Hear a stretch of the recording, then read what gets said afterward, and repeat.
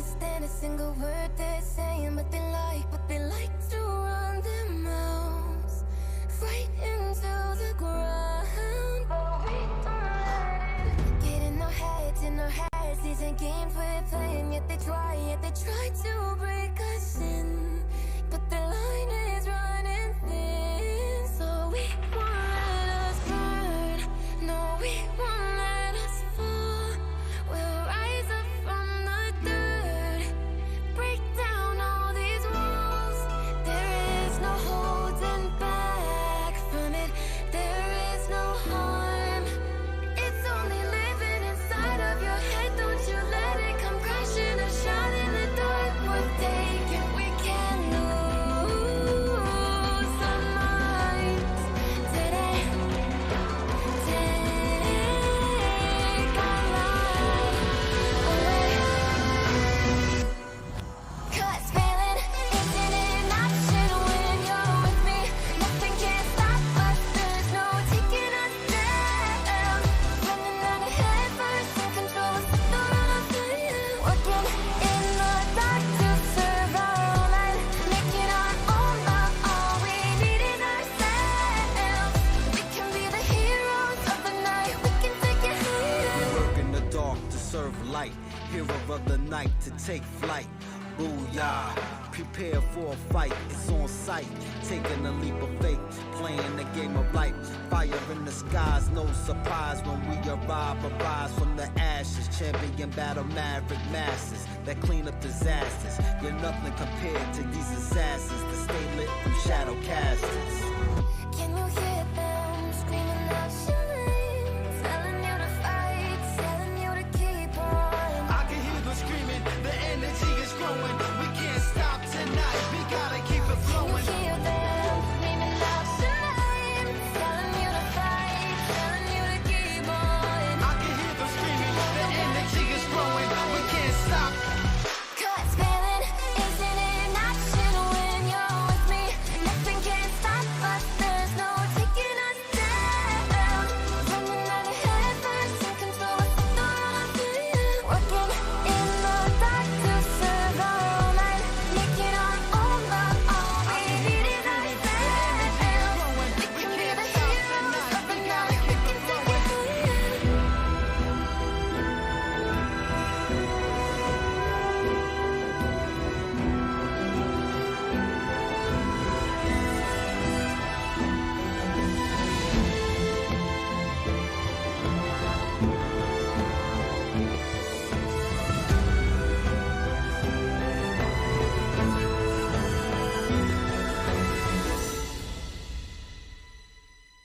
Looking past the war and all the warriors that we get lost. Battlefield of dreams full of teams wanna be the boss. Jumping to ascension is a lesson when lines are crossed. Impossible victory, unstoppable, probable, logical.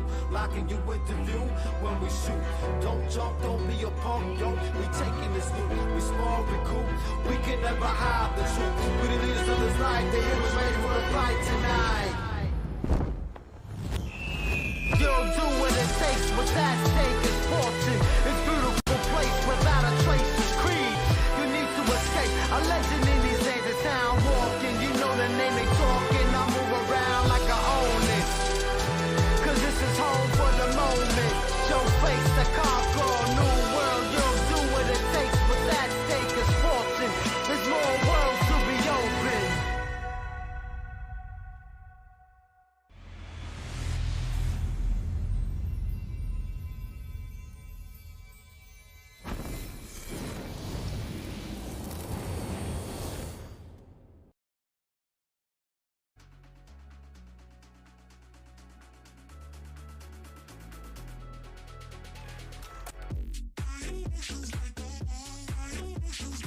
Welcome back, y'all. My name is Millicrit, here to bring you your weekly coverage of the biggest players and the biggest plays in North American Free Fire. Now, Season 2 group stage is officially well underway. We wrapped up week 1 of the group stage just last weekend. There were some pretty crazy games. If you missed them, definitely go check out the YouTube VODs because we had some huge performances from some of the teams that we were following right before the start of the weekend. Of course, some of the squads returning from Season 1, as well as some brand new squads that are trying to make a name for themselves in Season 2. And we'll mostly be covering the squads that have had 2 game days, of course, because of our double round robin format. Some of the teams from last week have played 2 game days, while some of the squads have only played 1. So most of the top of the leaderboard is going to have those 2 game day teams, but there are some exceptions that we'll cover a little bit later. So let's get going with our leaderboard. We'll flash it real quick, and then we'll go straight into talking about our top teams. We have to shout out Beside Esports. Our Season 1 returning champions are back in true form. Of course, 173 points. So let's just chat about Beside Esports, because there is so much to be said about this team and their Week 1 performance. They are just on top of the world and on top of multiple maps this season. Adiel, with 33 kills, is your current kill leader across all of the FFPS. And Domidios is definitely keeping up with a respectable 28 kills himself.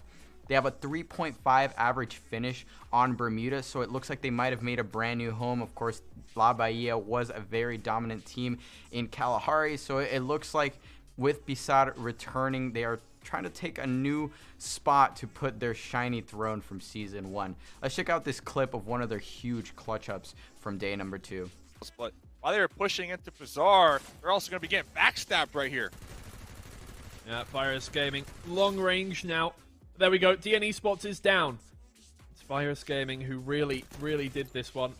Bazaar Esports, only 1 player left. Virus Gaming, 1 down. It's a 1v1 at this point. The bush comes out. Oh! And there it is. What a play there from the 4th at Beside Esports.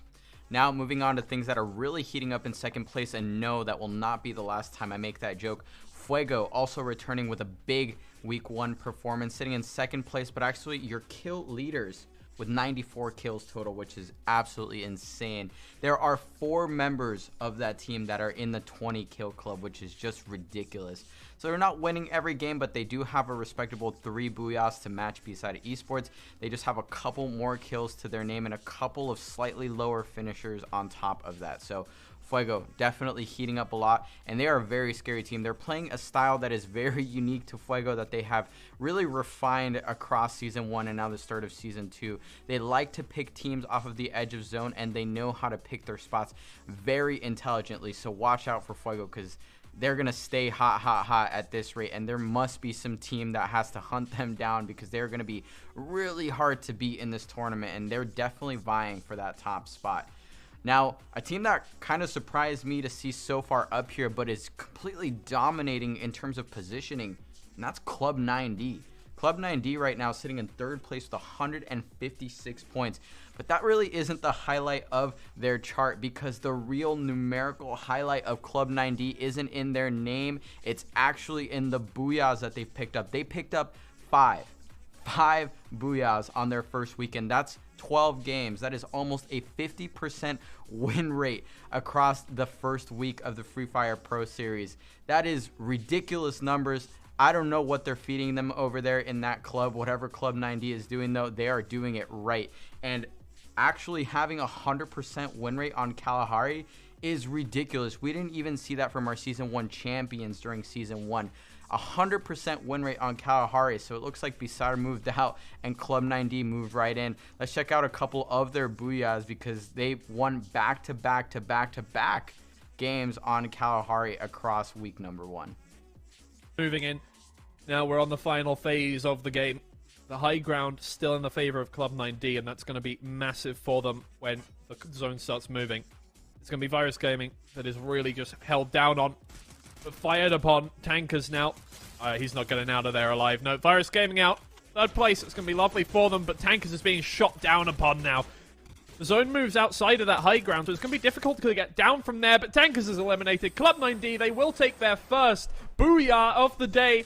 They have available. They only have one house to work with here. Oh, and Steve Gray moves in, takes 1 kill onto Zutu. 1 down by the play zone here. Up top couldn't move in quick enough because of this new zone. But up top, finding more. Jordan gets 1 kill. They get another, but Tankers, they're firing back. Only 1 player left alive, but gets more. No, Tankers are going to be taken down second again by Club 9D, who take their 2nd booyah of the day. Their 2nd on Kalahari, their 5th of the group stage. Absolutely crazy from Club 9D.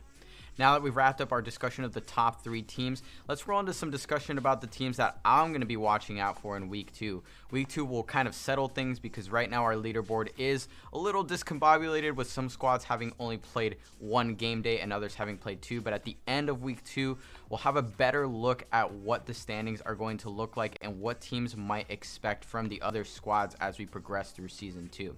So my teams to watch for week number 2 are going to be Atomic and Osaka in terms of the top teams. Those are the teams that I think are definitely vying for those top 3 and top 5 spots. Even with 1 game day alone under their belt, they're actually just outside of the top 8, which means that they are, even with 1 game down, just outside of what would currently be qualifying them for the grand finals directly, which is ridiculous. And I think they are definitely capable of taking that top spot if they have big enough games in week 2. Now, in terms of the squad that I think might mix things up, they're definitely not near the top of the leaderboard and didn't have the craziest week 1. That's actually going to be Rambox Gaming for me. I'm going to be watching out for Rambox because I think they have an interesting playstyle that might be able to mix things up near the top of the standings.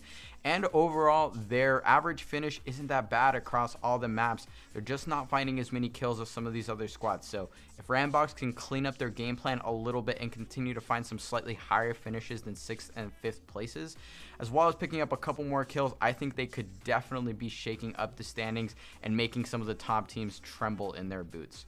But that's going to be it from me.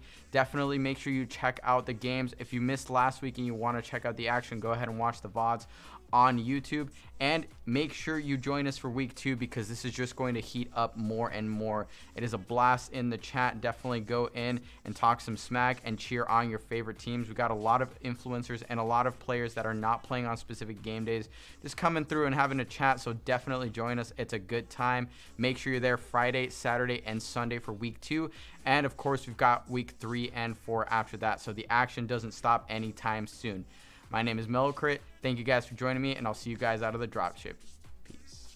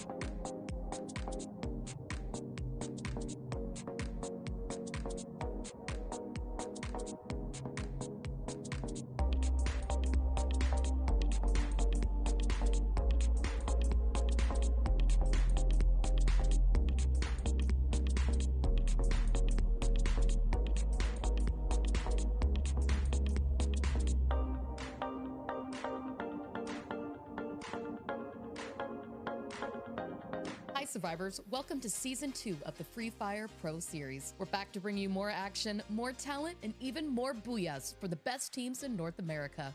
On top of a whopping $50,000 prize pool and the bragging rights of being crowned the FFPS Grand Champion, this season the winners will also earn the first ever North American invite to the Free Fire World Series. But before they get there, teams will have to fight their way through a grueling 2-month tournament, including an open qualifier, group stage, last chance qualifier, and grand finals. The action started earlier this month with the open qualifier, where 192 teams from all across North America joined the FFPS for the first stage of the tournament. Each qualifier round featured 6 games, where teams earned points based on their in-game performance, including their placement and their kills in the 12-team lobbies. Only teams in the top half of their lobby moved through each of the qualifying rounds, making their way through the round of 192, the round of 96, and the round of 48. The bottom 6 teams from the Season 1 Grand Finals joined the top 30 from the round of 48 and the last open qualifier round, the round of 36. The 18 teams left standing from the final round earned their spots in the group stage.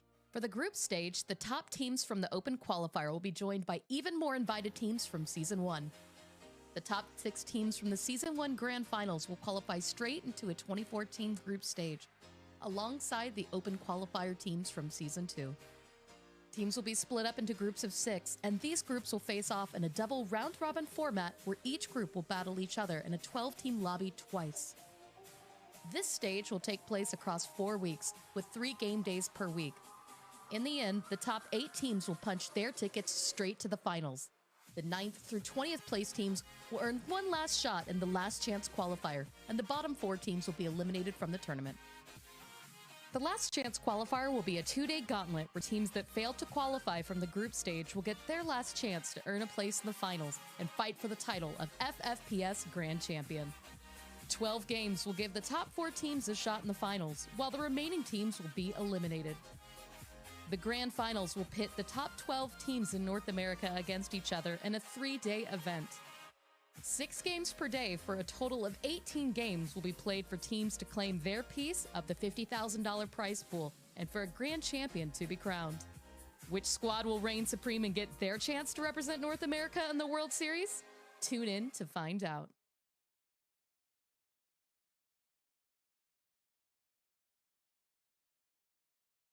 Hello, Free Fire friends. My name is Matt, and I am joined by Audrey, also called Span Cargo, and I am also called Matrim. We're going to be running you through all of the fun that's going to be going on for Free Fire today, as we are now in day number 5 of the group stages, and we've got a ton of action that we're going to be rolling through. Span, are you ready? Because we don't get to cast a lot together, so this is going to be kind of a fun new experience for the two of us. Exactly. I'm actually ecstatic to go ahead and working with you. I'm on Free Fire once again. I'm excited to see how these teams have evolved since the last time I saw them. I did my homework, came in here, got to see where everybody's at right now. I'm excited to see how they're going to be performing today. I just love the fact that we've seen a lot of change ups, and we are going to be looking again. Yes, we are in the group stages, so we're going to be trying to run through as much information at the start of this as we can to kind of give you a breakdown. So let's just go ahead and kick it off in the easiest of ways and look at the overall leaderboards. That way you can kind of look at what's been going on at the event so far over the previous days, and you can see that's going to be Bazaar Esports that's at the top at 173, who is going to be the team that used to be called La Bahia and performed extremely well before this. So whenever we're looking at it, our groups today are going to be C and B. So Fuego, Atomic, and all of that. And taking a look at this point, everybody has played the same amount of games. So this technically is everybody on the same page. After today, it's going to be B and C have a little bit of advantage over A and D. But I'm kind of curious to see where those teams today are going to end off, because after today's games, that's it for them for week 2. I mean, there's still time, but a couple of these guys that might be trending towards the right side of the leaderboard might need to be riding the ship a little bit. Whenever we're looking at this, again, we're going to be looking at C and B. So most notably when we're looking over there, it's going to be like Hangs and La Unu, who was a team that we're also familiar with, who's got a lot of fragging power capabilities, but has been a little bit more on the quiet side. I mean, this is a team that does lean into placements and not necessarily in the biggest way going for kills, which also leads into, if you guys are looking at these points and going, how the hell did they get to these points? We're going to take a quick look at how everything is set up and how the scoring works for this. Yeah, taking a look at that. I mean, we know that, of course, every single kill is worth 1 point. That is always the just straight up rule. You have to go on ahead, get in those fights, get yourself some kill points, and of course, there's placement points as well. So we have 2 groups today. We already said B and C. There's 6 people per group, so 12 people playing in this, and that goes on ahead and goes with their placement points. If you go stay alive the longest, you get 12 points. All the way down to 11 through 12, you unfortunately don't get anything. So got to stay alive as long as possible to be able to get those placement points, but of course, also find yourselves in some fights to gain those kill points as well to be able to more effectively climb that leaderboard matchup. Yeah, I mean, so it's nothing. If you've played Free Fire before in your life, you get it. Frag out, get some points, make it to the end, try to win the game. The longer you survive and you out-survive all the other teams, more points yet again. So we should have some action-packed rounds, because that is one of the things I love about Free Fire. We are going to burn through this quick. I believe that we're going to be going games 1, 2, and 3 all back-to-back very, very quickly. And I'm excited, actually. We're starting off on Bermuda. We can see our map rotation here to Bermuda, then to Kalahari, then into Purgatory. All these maps, when I got to watch them, they're all so different. So I'm excited to see them all once again, see how these teams are going to be performing. And already, there's some teams that are doing better on maps than others. I know that that is a fact. So I'm curious to see if that's going to continue to be so. Like, some teams ended up getting multiple wins on some maps. So we'll see if it will continue basically today with our B and C groups. Yeah, we don't get our Kalahari team, which is going to be Club 9D, I believe, that won like 50% of their games and all of their Kalahari games moving into the week. I didn't get a chance to look at their stats yesterday, so I don't know how those are still sitting, but good performances all around from them. So we're going to have to take a quick look at how that moves forward into tomorrow. I'm kind of curious though, on all considered. Fuego is our top team of the day that we're going to be looking at in this group, right? And Fuego, we've known across the previous days and the action that's kind of led in through all of this. I'm curious to see how they're going to stack up, as Atomic does have a player from La Bahia, not the present La Bahia that is now Pizarro. I know it's confusing. We've had a lot of roster swaps, We'll get guys, there. but that's a very strong team right now that's going to be chasing up back behind Fuego, as well as I remember our other team that's going to be Virus. It's the ex-Osaka squad. So you can hear everything switched over. Man, we've got a couple of seconds before we jump into this game. What you got your eyes on? Mainly Fuego, you're right. They're the kill leaders. They're the team that got 3 booyahs so far. They're that edge team that are super aggressive, get those picks on the teams around them. I'm curious to see if they're going to be able to go on ahead, continue that in our first match today. Is it going to be 4 booyahs now for them? We'll see. We'll see how they stack up. I mean, it's opening up. Some of the other guys that are up at the top of the leaderboard are not playing in this, so this is a chance for some of these teams that are really trying to net some more points to have that opportunity. So now, can they make sure that they capitalize off of it is the question. Playing paths, fairly northern, but I mean, it shouldn't be any problem for most of these guys on their drops. It's pretty stable, all considered. Yeah, you can see Fuego, there we go, already jumping out, going down to the southern side. We saw that blue zone all the way up on the north. Curious to see if anybody's going to be going for that extra good loot. And so far, everybody's pretty spread out, which it's only the beginning of the plane. So curious to see if there's going to be any hot drops potentially at the very beginning of this as well. Looks like everybody's kind of got their own territory in control, so I wouldn't be surprised. There's going to be some unruly neighbors potentially. We can see that. I think it's TK and Onu that could be pretty close to each other. But that looks like that's going to be about as close as that's going to get. So Tanakas, we'll have to see if they manage to get into a little bit of a skirmish, because Ono tends to, whenever I'm looking back from the previous event we did with them, they tend to get in these earlier scraps other than anybody else. And it's often with Prince being a forefront factor for them. So you can see Zedu already down. And yes, we are just in the thick of it. Everybody's trying to get into these new repositions to provide some cover. TK's trying to retreat and not going to be able to get away from that one. That was so close, just jumped through that window and got knocked down. TK is the lowest so far, trying to hide inside that building, but it doesn't matter. Onu being so aggressive that, oh man, it's not looking good for them. Of course, using that glue wall, trying to provide some cover, but it doesn't matter. La Onu is going to be able to clean up a lot of them. Tank, I think, is the last one alive. Picking up 3 points already. Onu's coming into this with some gusto, to say the least. Tank now having to do a full-on retreat in its safety place. Keep in mind, guys, he's got to be careful. I was going to say, he can maybe retreat out and get to a point where he can revive his teammates. We do have that on inside of this competition, but it's not going to matter. At the end, Tanaka's already been eliminated. Oh yeah, they were chasing La Anu. That's an interesting team, I feel like, to get into this early of a fight. They're usually that opportunistic third party or kind of a team, but I guess if they're gonna have somebody dropping in their territory, they gotta go ahead and get rid of them quickly, because this is the time, honestly, in group stage to be kind of making sure that people are aware of the places that you want to go and make sure nobody else goes and takes it from you. Yeah, I mean, there's a lot of chances to feast. If you know the area in your drop locations and you know how to fight in it, you can really make sure to inflict casualties on everybody that's around you and get some dominant positions. DK already has one of their members down. It looks like it's going to be Hogs around the outside, but to go ahead and get the flush, finish that one out. So DK is going to go ahead and position themselves to get out of dodge. Everybody's lining up, and they just do not want to continue this firefight. With the far eastern circle, no surprise given. Yeah, they're just gonna launch pad themselves out of there. Honestly, the best kind of a choice. It would be pretty difficult, I think, to be running out of that area. Look how open it is. So they're just gonna make it a little bit faster for themselves. Just absolutely launch themselves into a little bit of a better territory and try to continue rotating. So they got away from one team though. They kind of launch pad a little bit closer to another team up in this northern area. So we'll see if they end up running into them or if they'll be able to successfully kind of evade that as they continue actually staying up on the very northern side of this circle. I like this. They're coming in, they have minimal Yeah. information, jump in, stay to the north, keep the coast at your back. So that way, as they come into it, they can get more information and they at least know that they have a safe area behind them and at least maybe a retreat path. Keeping the hill and specifically the mountain right there as a little bit of a protected point as well is also top level knowledge. As you can see, looks like we're about to get another skirmish. This is going to be Comatron trying to reposition away from this. And we've got a pretty decent stack of players all trying to make use of the territory and specifically the high ground. I like to see this actually. I like that he's all the way up here on top of one of these towers actually. I think he can launch himself off of. I kind of am curious to see if he's going to go ahead and do that, but definitely utilizing it right now to get that information for his team. And it's important because around them is in fact DN. I don't know if Virus Gaming sees them just yet. See, I'm a glutton for punishment. I want to see somebody try to do the leap of faith off of those towers and get shot and die before they hit the ground, and then just that just feels like that's the greatest shame that can happen because you're just trying to like pull off a cool move and somebody takes you down. That's my luck anyway. Every single time I try to have like a fun moment like that, there's always like 50 snipers trained on me.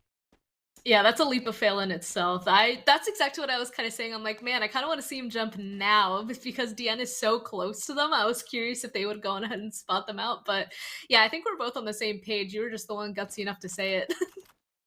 Hey, look, I like to see the best players perform in the worst situations. I think that showcases the capabilities of the players, right? If you just get center circle upon center circle and you don't really have to defend it or anything else like that, great. You win, but you don't really make a statement and you don't really prove how great of a team you are. I like to see teams have to mix it up, have to fight their way in and prove time and time again through the kill path that they've made to get there or the defenses and the crazy strategies that they've managed to come up with that they deserve to get the victory. Oh yeah, I mean the struggle, watching all the teams, we know that these teams are good. That is why they are here in group stage. So seeing them struggle to go through it, that's when you know, like if they make it look easy, it just looks easy. But right when the teams start to struggle trying to get inside of the zone or fight or anything, that's when you really know that this is a moment where they're really stretching their talents on what they can achieve or perform. And that is always my favorite part as well, whether that comes from difficult zone shifts or just difficult positioning with teams completely surrounding them. Like, I want to see it.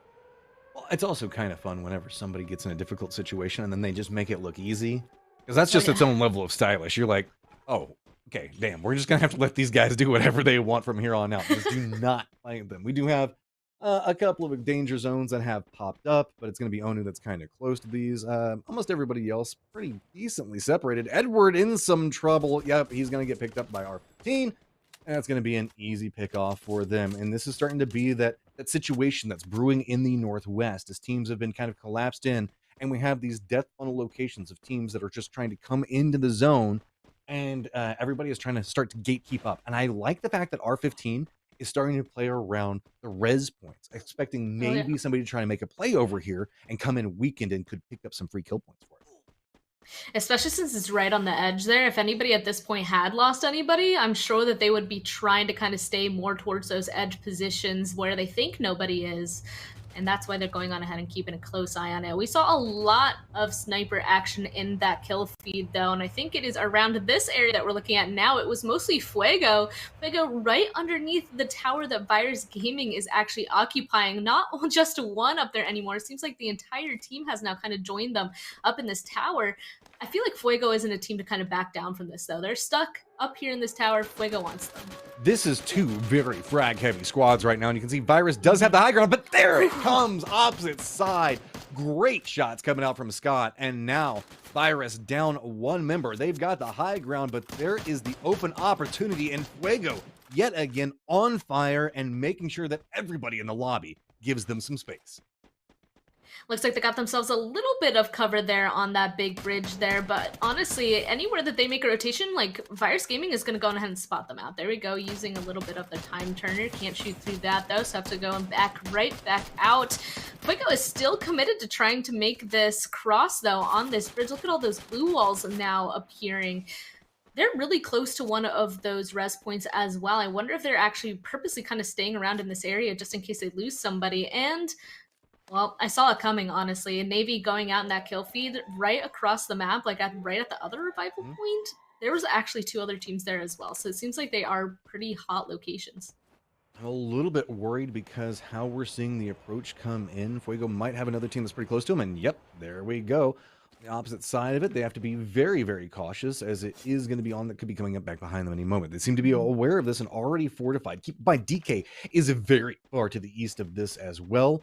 Still just trying to survive and find the path of their own, as most teams have managed to make it into the safe zone.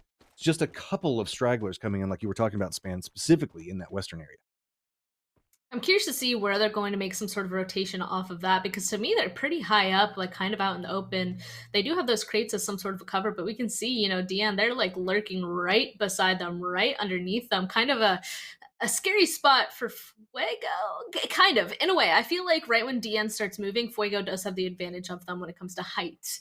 But also Fuego kind of stuck at the big crossroad up there. Like, for them to continue to move inside of this zone, I feel like they're going to have to jump off, kind of get back into the line of sight of both Deanne and Virus Gaming. I've got to apologize. My bad vision there for a second. I was looking at the map feed and I could just barely see it since it's on my second monitor. And I said ON because, you know, D looks kind of like an O from distance. It's my fault. My bad. I apologize, guys. A little bit of bad information on my part. I'll make sure to not let it happen again.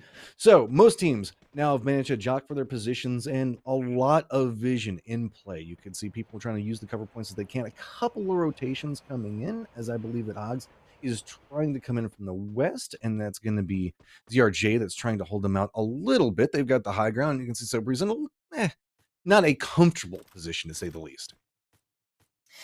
No, not at all. Okay, here we go. ZRJ, the zone's about to close. They're coming in from the north. It pops. They're not inside of it. It looks like we can just barely see it on that mini map, so it is going to be going over towards that eastern side.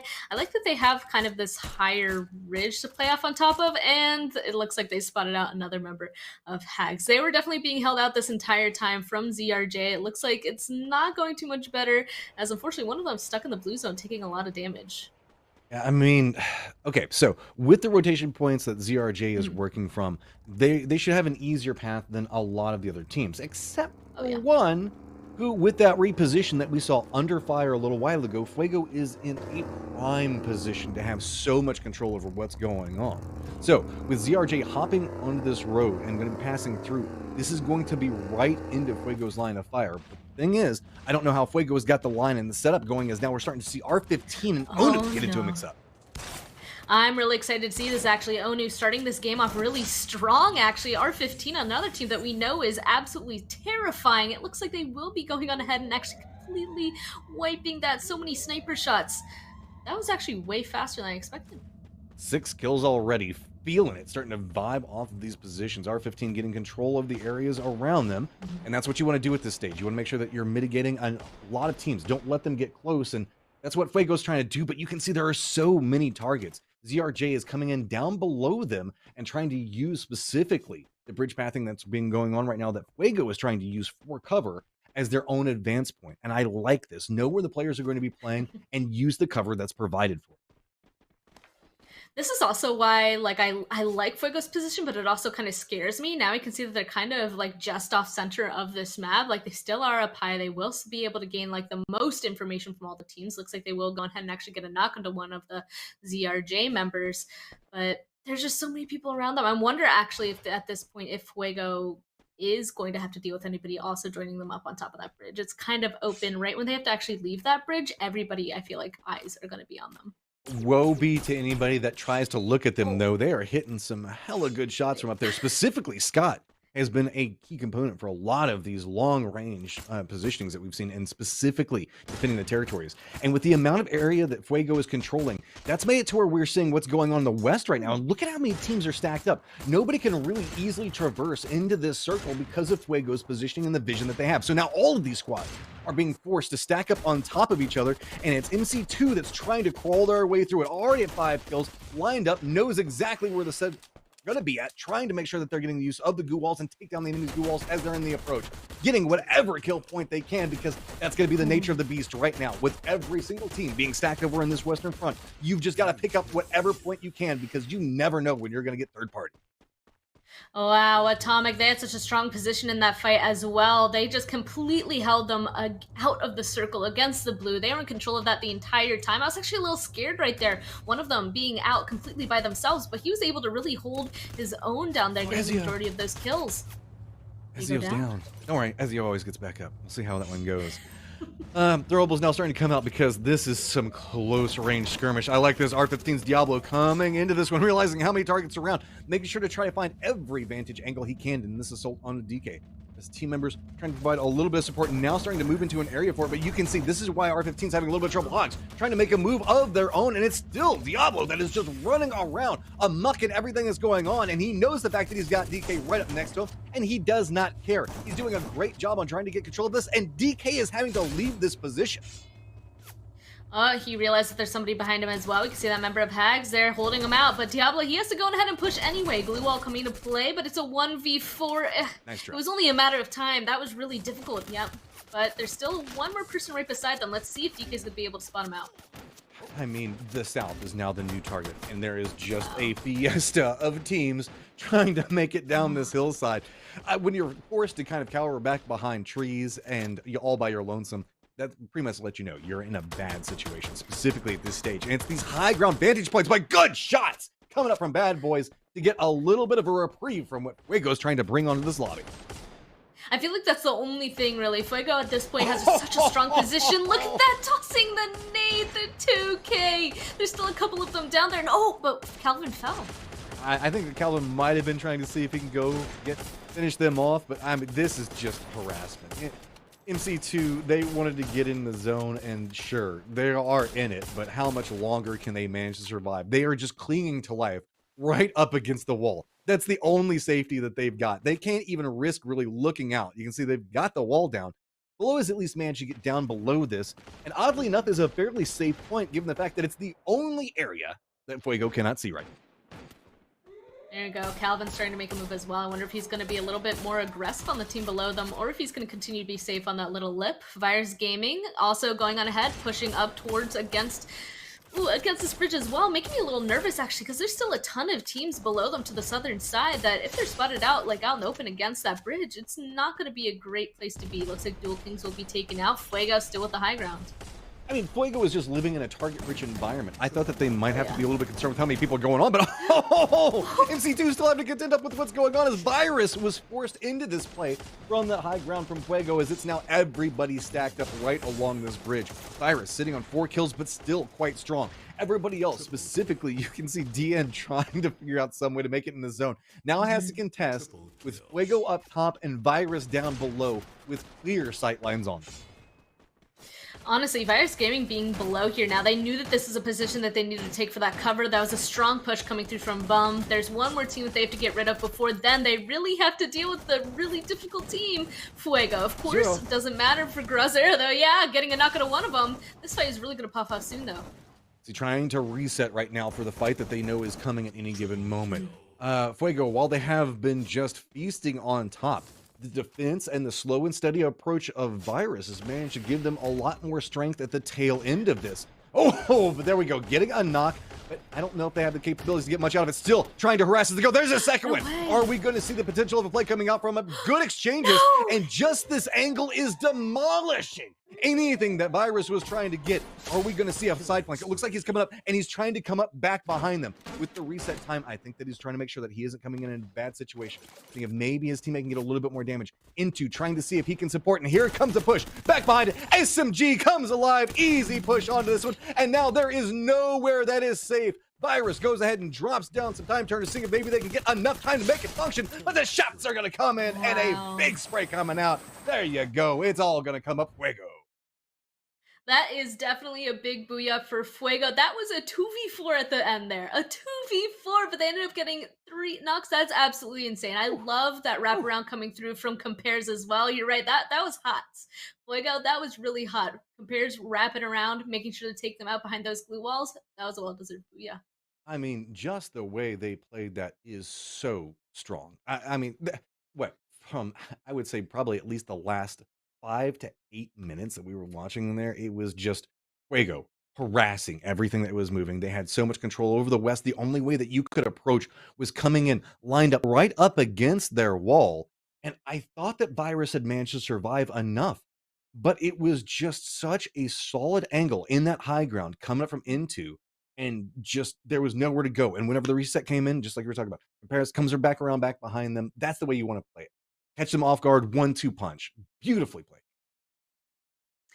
They literally didn't see it coming whatsoever. Like, they weren't even looking in the direction of below that bridge. Like, Compares seriously pulled that off absolutely flawlessly. And I can't believe you're right. That angle from the top ground. Oh, the 2v4. I'm still in shock.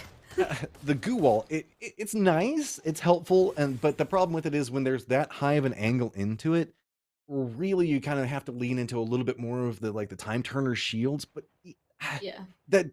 that's mainly just a situational, okay, we need to try to get this down, give us enough time to maybe try to reset and get somebody up.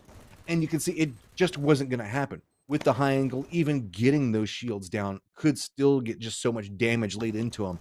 There was just no time for Virus to get the couple of seconds that they needed. Yep. No res has happened at either. Compares was able to get there like just in time to make sure to shut all of that down immediately. And I was actually a little bit worried. I was like, will they be able to actually make it down from that high ground safely? He did drop, and he actually did take a good amount of damage, but he was still fine. He was still able to do what he needed to do. I mean, is this the Grinna that is right now putting up everything for Free Fire? I have to, whenever I see that name pop off in there, I mean, that's some level of chutzpah, to say the least, to be like, I'm going to name myself after who makes the game, and I better perform, because if I don't, then there's a little bit of like, are you bringing shame to the name? No, in this case, seems, but you're right. That is huge in terms of he has the guts to go on ahead and do that. That's kind of amusing. We could see Garena going on ahead and doing well or not doing so well. You really have to kind of do the best with that kind of a name. You're right. Well, Fuego, still living up at the top, and now they're going to have some more breathing room. Virus Gaming, though, whenever we were looking at the overall leaderboard beforehand, they were on the chase back behind him, picking up some more points, but that distance that Fuego get with the extra 12 is going to provide more of an opportunity. DN, Hogs, they both find themselves in good positions, mostly due off of placement points, but 15 kills for Fuego is, that's a lot of damage.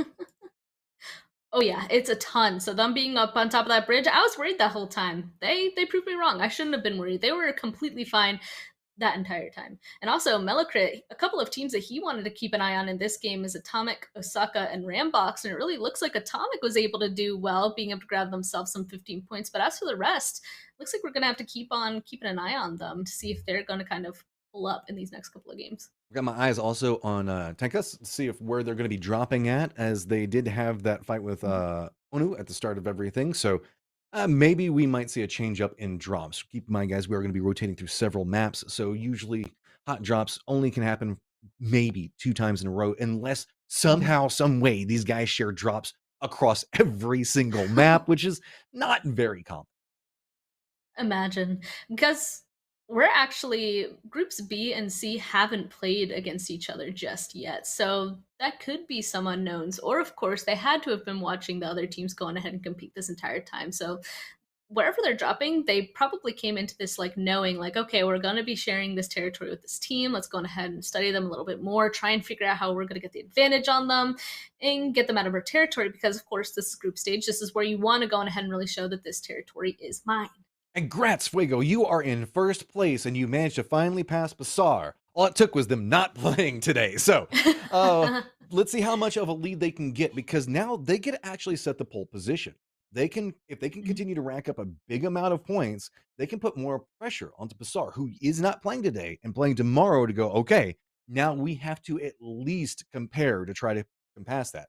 And so, I mean, whenever you're looking at how well Fuego and Compares is playing, you want to make sure that you can compare yourself to that pretty easily, right? If you want to pass them. Yeah. I was actually going to say, I still think that I didn't entirely pick it up, but gotta compare yourself to Compares, right? compare. I can't compare to compare. Compare was just absolutely nuts in that last game. But I was gonna say, I feel like still Pizarro, of course, isn't playing, but I still think Fuego is in the more difficult position because they are the team that is playing the day before Group A is going to, right? So Fuego really is gonna go on ahead and set that top cap, and Pizarro Esports, they're gonna know exactly how many points that they need to go on ahead and overtake that. So Fuego at this point, they don't know the number that they need to go on ahead and grab, but they just gotta play so well every single match to make it even harder for Pizarro to catch up. I really like the fact that we're also seeing a little bit of a B mini rivalry that's happening right now between Atomic and Virus. There are 5 points separated right now, and that's not much in the grand scheme of things whenever we're looking at the potential of ending this whole thing at several hundred points. So moving into this next game, potential of a hot drop. I'm hoping not. But hey, if you're an ONU fan, maybe you are hoping for the hot drop, right? Well, that, or maybe they're gonna hot drop each other once again, but maybe they really gotta go on ahead and show La ONU that this is actually our spot. So it is kind of a back and forth. Are they gonna go on ahead and try and do it again when La ONU they absolutely just rolled them? I'm just gonna say it now. Like, I don't even think a single one of them got knocked. So La ONU did absolutely roll them.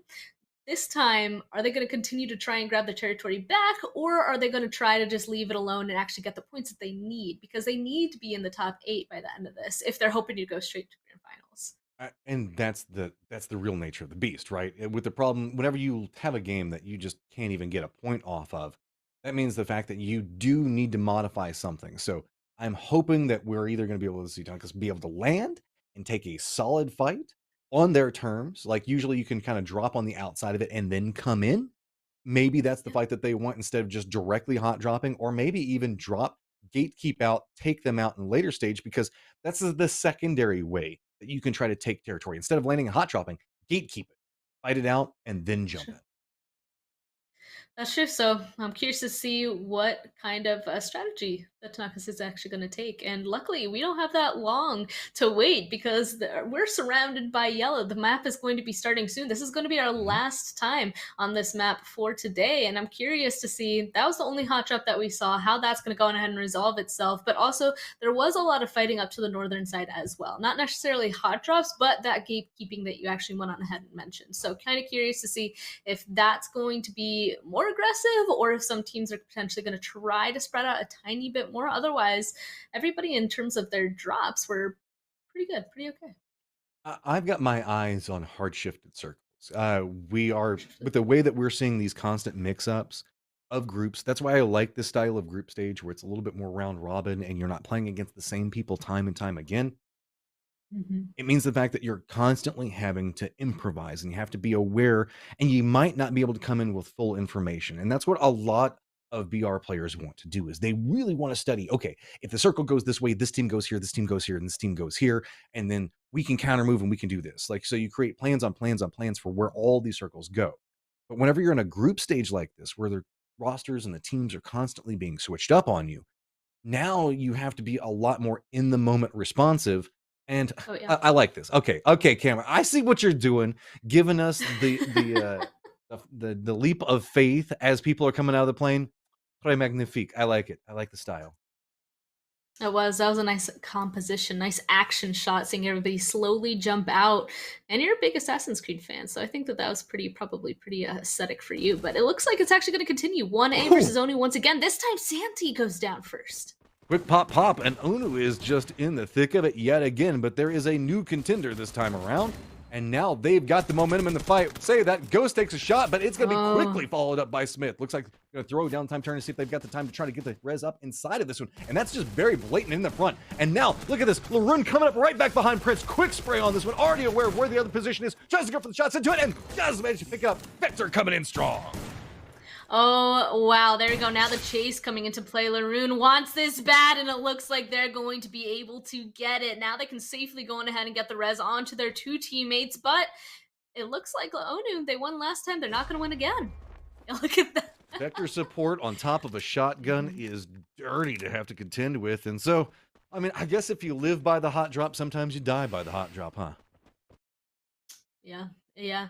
I mean, it was a really nice kind of boost early game last match for them. Them being able to pick up 4 kills immediately feels pretty good. But this time, they really need to continue to be consistent. So it happening to them in this situation, obviously not ideal. So luckily for them, this is the last time this map is going to be happening today. Kind of curious to see how they're going to continue on the rest. But it looks like A1, they have now grabbed that spot for themselves, 1A.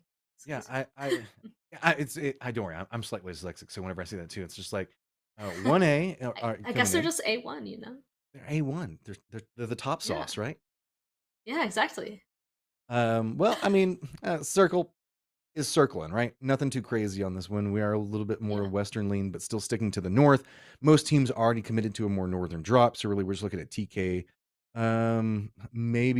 Maybe DN having a little bit of a rougher rotation depending on how Virus chooses to gatekeep and ZRJ's positioning. Fuego is not inside the safe zone, but let's be honest, I don't think they care. That's whenever if you're dropping down in this position, you know that high likelihood that you're not going to get the circle and you're going to have to rotate. But that just means more opportunities to fight. That's actually the team that, of course, I'm looking at the most in terms of this next rotation because they're technically the team that's the furthest away. And how are they going to make that rotation? So we'll see which direction they're going to end up going. Of course, I wouldn't want to be the team that they end up moving towards, but we'll have to wait and see if they decide to go north or if they decide to go west. There was also another thing that happened on that overall map as we were looking at it. Navy ended up kind of launching down into the city right beside 1A, and there's a couple teams down to the southern side as well. So we'll be seeing possibly some contention there, as well as up here by Plantation. R15 over there by the little docks over there. We got ZRJ and of course a whole other team. There's 3 teams around in this area. ZRJ is just so active at these stages. They are constantly maneuvering around the map, and they want to make sure that they're taking the cleanest paths and approach. And I like this. With the amount of information they managed to gather and then the way that they move through this, you can see that they're even crossing a bridge, no fear, and bridge camps on either side of it. They know that they're moving early, and it's always a move, scout. It's almost like a leapfroggy style situation where as they're moving through everything, they're actually picking up a couple more pieces of loot and just getting stronger as they go. It provides them a lot more diversity in style and rotation than I see in some of the more direct approaches that we're seeing from some of the other teams. I mean, of course, ZRJ, this is one of the teams that they've been here before. They were in the last Free Fire Pro Series, so they had to go all the way through open qualifiers, though. So honestly, getting to here, they probably felt pretty confident that they were going to make it into this position anyway. But of course, they still have to make it through the group stage to get even further. But that's definitely a team that they look so comfortable. They know how to go and how to make those rotations, get those last couple pieces of loot, as you were saying. It's because they've been here before, been there, done that kind of a situation. While some of these other teams, there's a lot of teams in here that are actually new.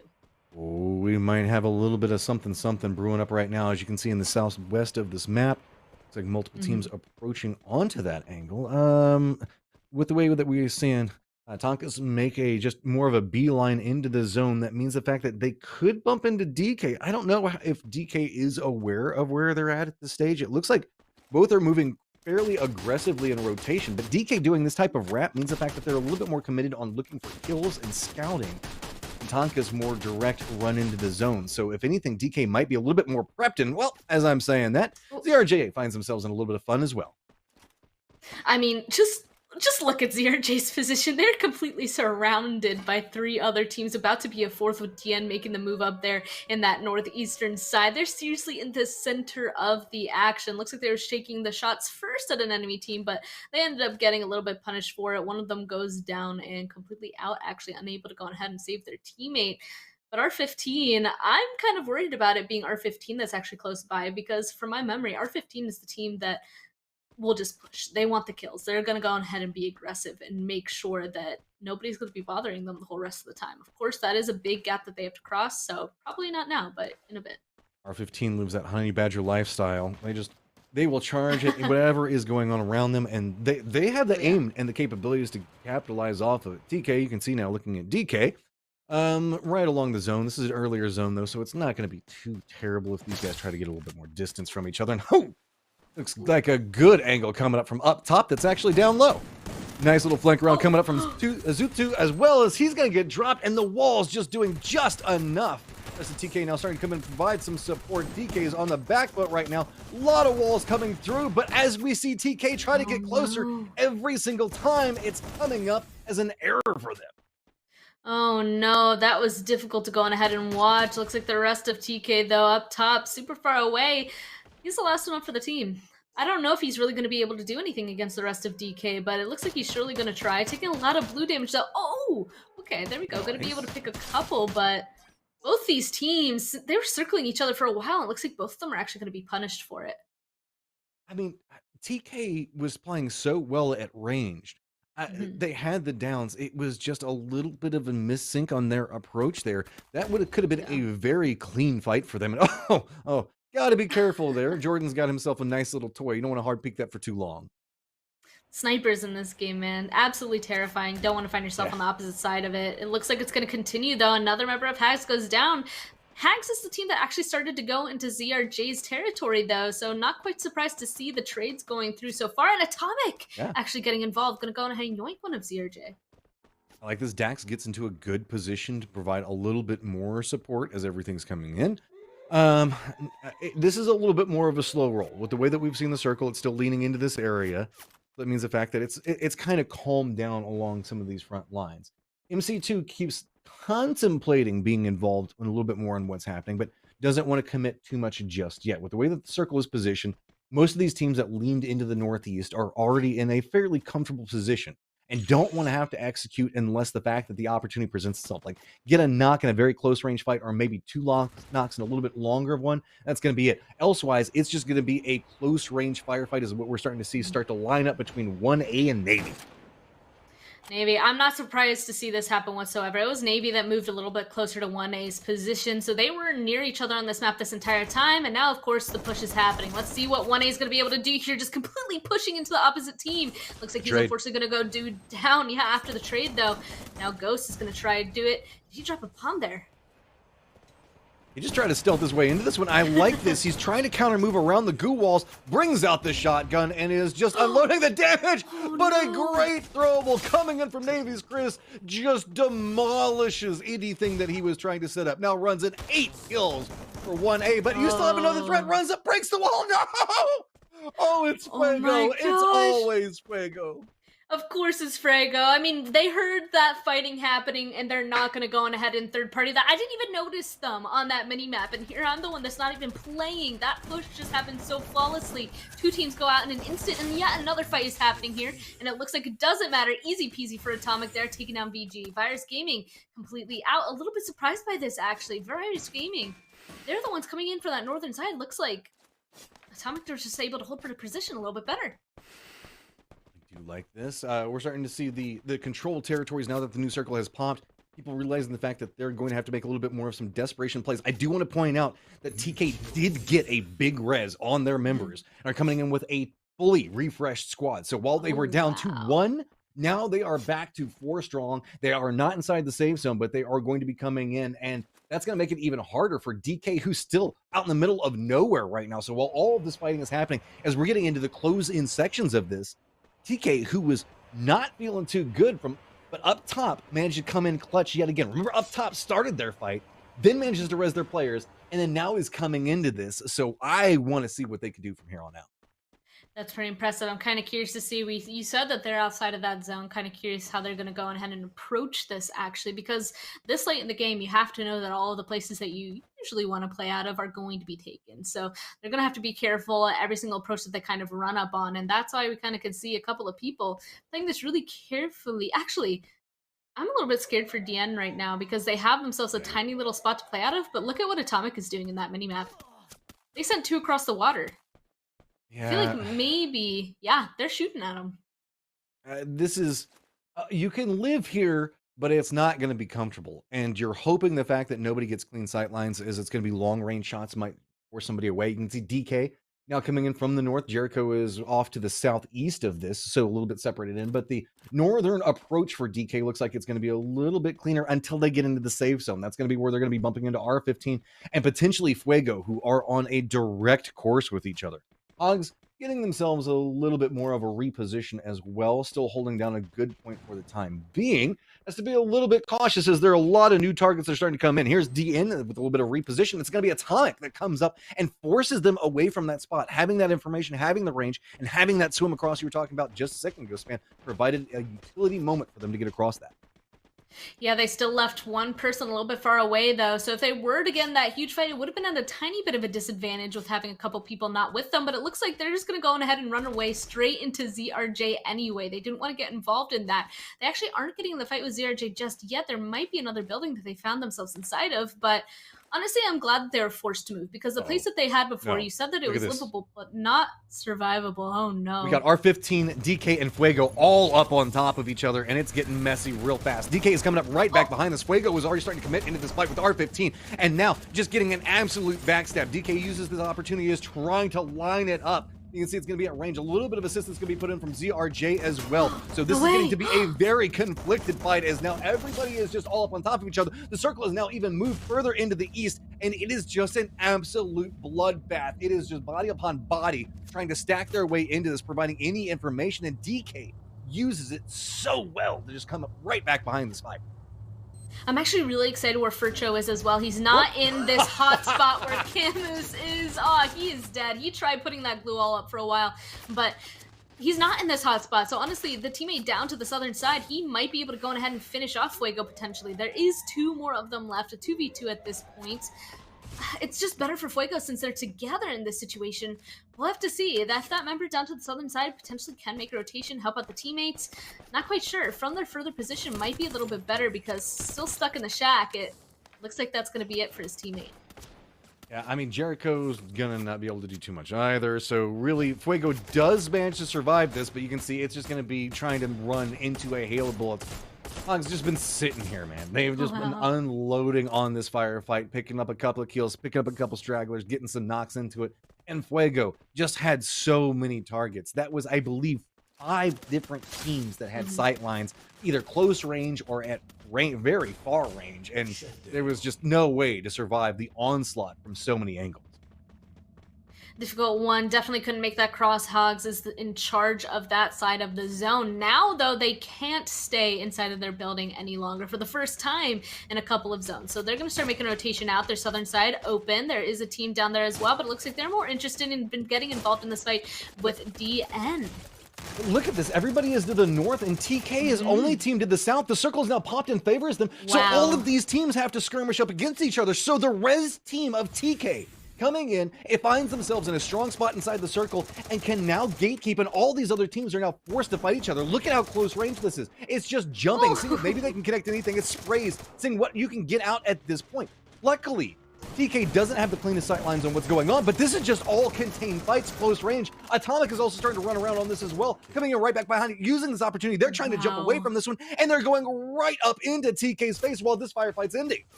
I was going to say I would like to be TK because that means all the teams up to the north are going to be taking each other out while you just wait for them to go on ahead and get closer. But no, Atomic literally going to launch themselves closer, and they're going to be taking a fight with TK almost immediately. 1 member left for ZRJ, a couple of them left for D and TK. Let's see if they're going to be able to stay alive versus Atomic. This is an explosive team, but there we go. The push from the back. 2 more goes down, a couple more people, and a quadra kill comes through for them. They're now in charge of that southern spot. 1 more person to go. There it is. So well played by Atomic, time and time again.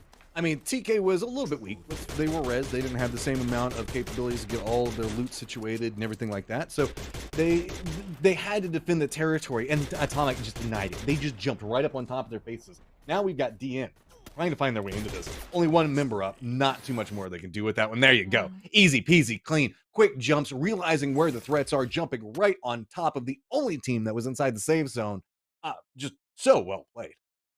That was hard. That was hard. All the teams up to the northern side, not all of them ended up getting into a fight, but trying to make that rotation into that very hard shifted to the southern circle, like that was it. Like Atomic had entire control of that. They definitely identified like, I don't want to fight up here if the zone's down there. I'm just going to move there immediately, take that positioning for myself, make sure I get in the fight with the people down there before anybody from the north is going to be able to make it. And by the time they finished, all I had to do was peek up to the north and just take 1 shot towards somebody that's riding blue zone, and that's it.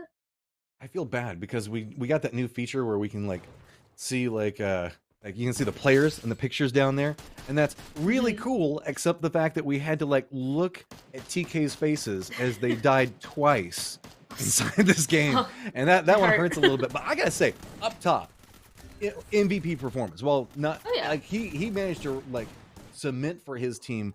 He got opening knocks onto this one, manages to get away, manages to pick up a couple of points off of it as well, then manages to res his whole team and get them into an in-game position. I mean, sure, they didn't win, but you gotta say, that's solid play. I mean, they didn't win, but it still gets some placement points and potentially some more kill points. They didn't end up getting in any other fights from what we saw, but those placement points, being able to go and grab that third place position, I mean, that's nothing to scoff at whatsoever. So from that solo, being able to get the rest of them up, that was definitely a great play coming through from up top. You're right. God, Atomic, man. This whenever Fuego got eliminated, you could see the fact that they were like, okay, now it's our time. And they just came alive. 11 kills, 23 points. DN picking up a solid 12 of their own. Tonkus, look at that. Tonkus was down to one player and was almost the first team eliminated and managed to pick up 11 points. They're able to stay alive. There's huge weight in being able to stay alive into the late game because those placement points, they can help out a lot. And I feel like Atomic, they did go on ahead, realize right when Fuego is out, I feel like they did explode a little bit more. But even before that, they were so confident in every single move that they made, especially when they're trying to make that push onto DN. Like everything that they decided to do, Atomic was ready. They were confident. They were splitting their team. It didn't even matter if two of them were pushing an entire 4-man. They just knew that they needed to get rid of those people right beside them, and it worked out for them. So they were confident. Honestly, I feel like that entire game, and especially when Fuego went out. Yeah, just good play from Dax. He was involved in a lot of the small things that were going on around him, being, I guess, kind of the point position for his team in several of the fights. And that means the fact that you got to hit your shots as well as feeding over information to your teammates so that way they know how to counter move around what's going on. So, I mean, you love to see that style of play coming in, and especially whenever it's rewarded, because Atomic was playing very, very aggressive. Now, I do want to point out that while Atomic had themselves a great round in that last one, Fuego, even on a bad game, managed to, I think, get 11 points. That means on the day right now, they're still tied up. Yeah, let's take a look at that. They are, in fact, tied up. We can see Hogs, DN, though. A couple of teams, there's a lot of arrows here, just completely swapping at least the bottom portion of this leaderboard. Laonu going out really early this game definitely doesn't help them out, especially since they ended up getting a good amount of kills in that first match with 5. It just goes to show that you can go and have a pretty good or decent game one game and then not whatsoever going into the next one. Every single one of these matches matter, especially I feel like today, because this is the last time that they're going to be playing this week. Of course, it's 4 weeks that matter for them, but you know, at the end of every single week kind of goes on ahead and tells you how you're performing in terms of the entire group stage event. This tells you how the effective teams are playing Free Fire right? 21 points for kills for Fuego and 20 points for Atomic. Oh, yeah. That's their lead. I mean, if you look at Fuego, 21 points in kills would put them almost in third. They would only be 1 point back behind Hogs and DN just off of their kills. So yes, placement points are great, especially if you get the victory. That's phenomenal. But if you can make it into the late game repeatedly, getting high kills as you go, sure, you might not get the booyah, but in the overall leaderboard, you're still going to be feeling like you did. Seems like as games go on, I'm going to hope to start seeing teams be a little bit more aggressive actually in everything that they do. I feel like we did start seeing a couple teams kind of put themselves in positions to be a bit more aggressive, but either it didn't work out for them or the team that they're trying to kind of attack didn't come in their direction. One of them being 1A Esports and Navy Esports. Navy specifically purposely moved towards the compound that 1A was right beside.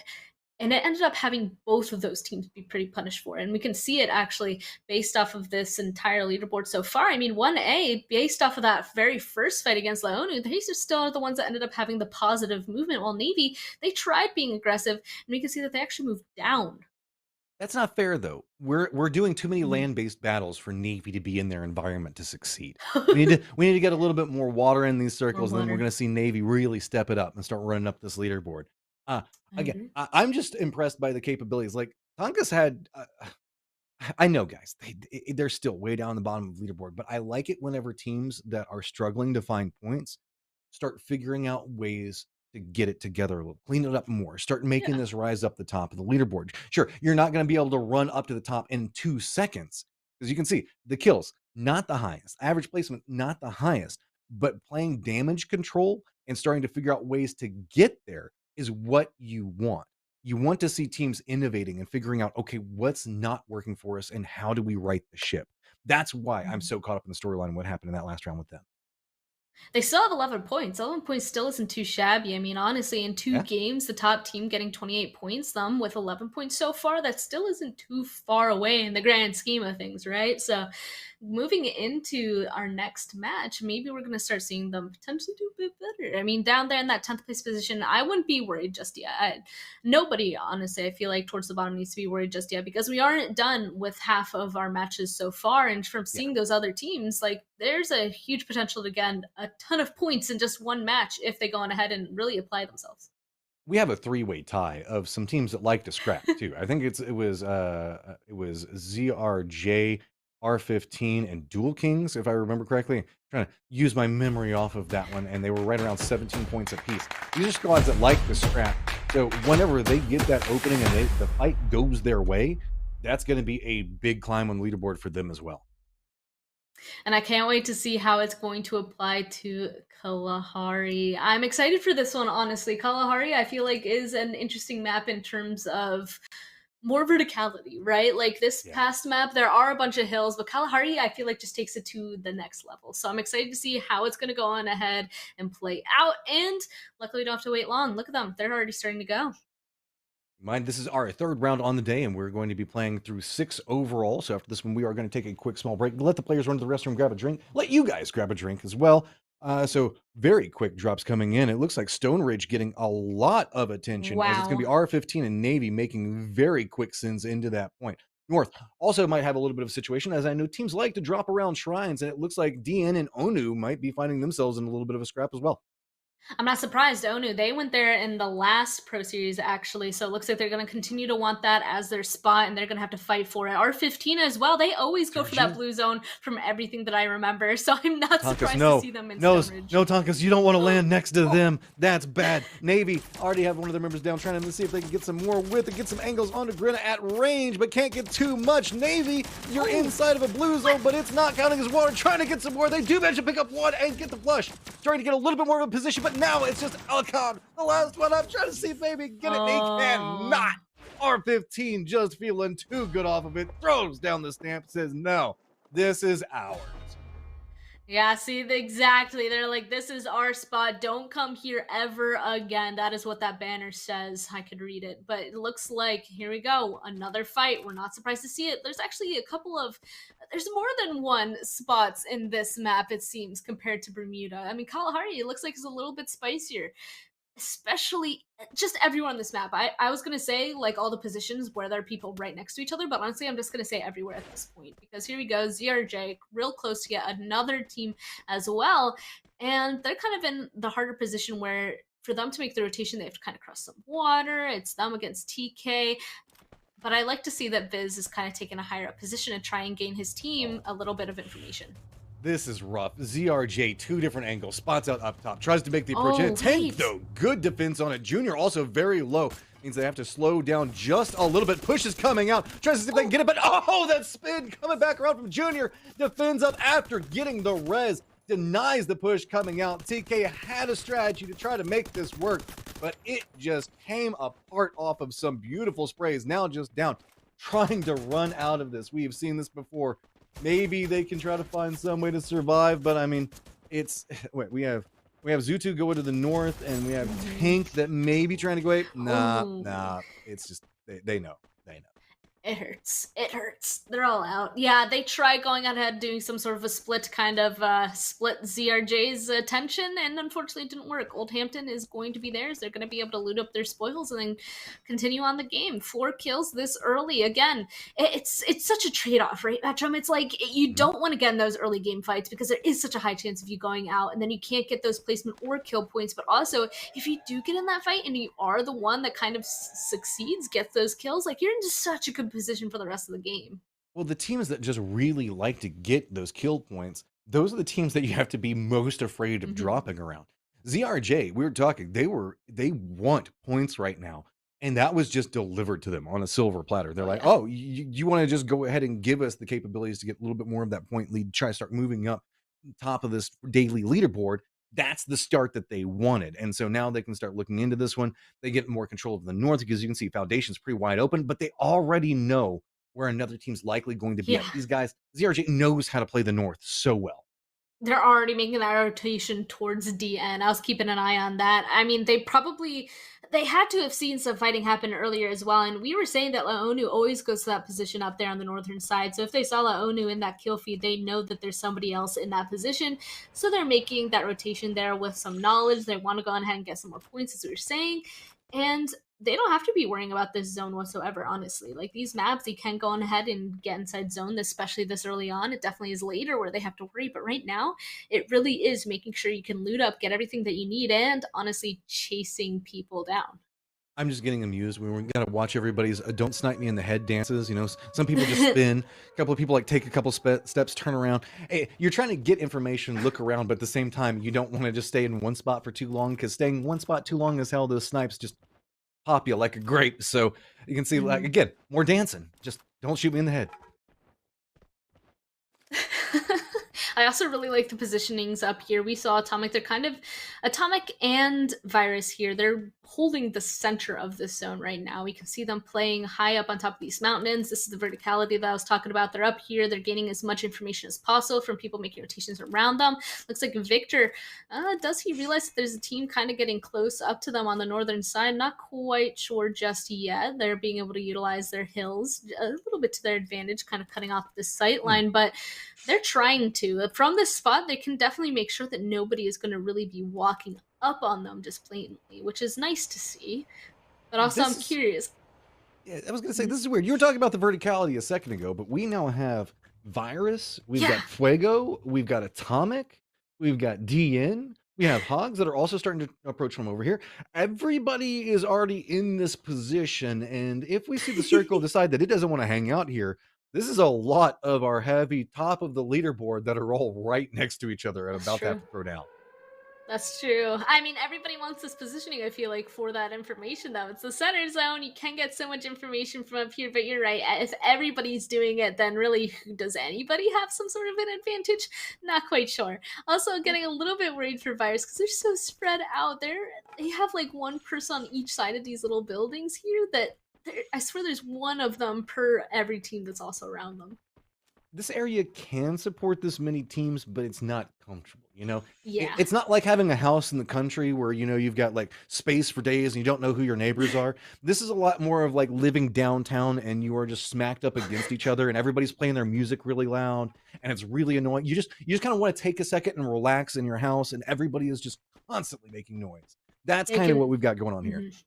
Yeah, you can hear exactly what your neighbors are watching on TV, that kind of a thing. I definitely agree. And still, see, look at that Virus game. They're so spread out. I'm like terrified for the one that's directly above Fuego. But we'll have to wait and see how that's going to play out. The zone actually stays on top of them. Do we think that there's going to be that much movement, or are people going to continue to kind of stay around in this area, though?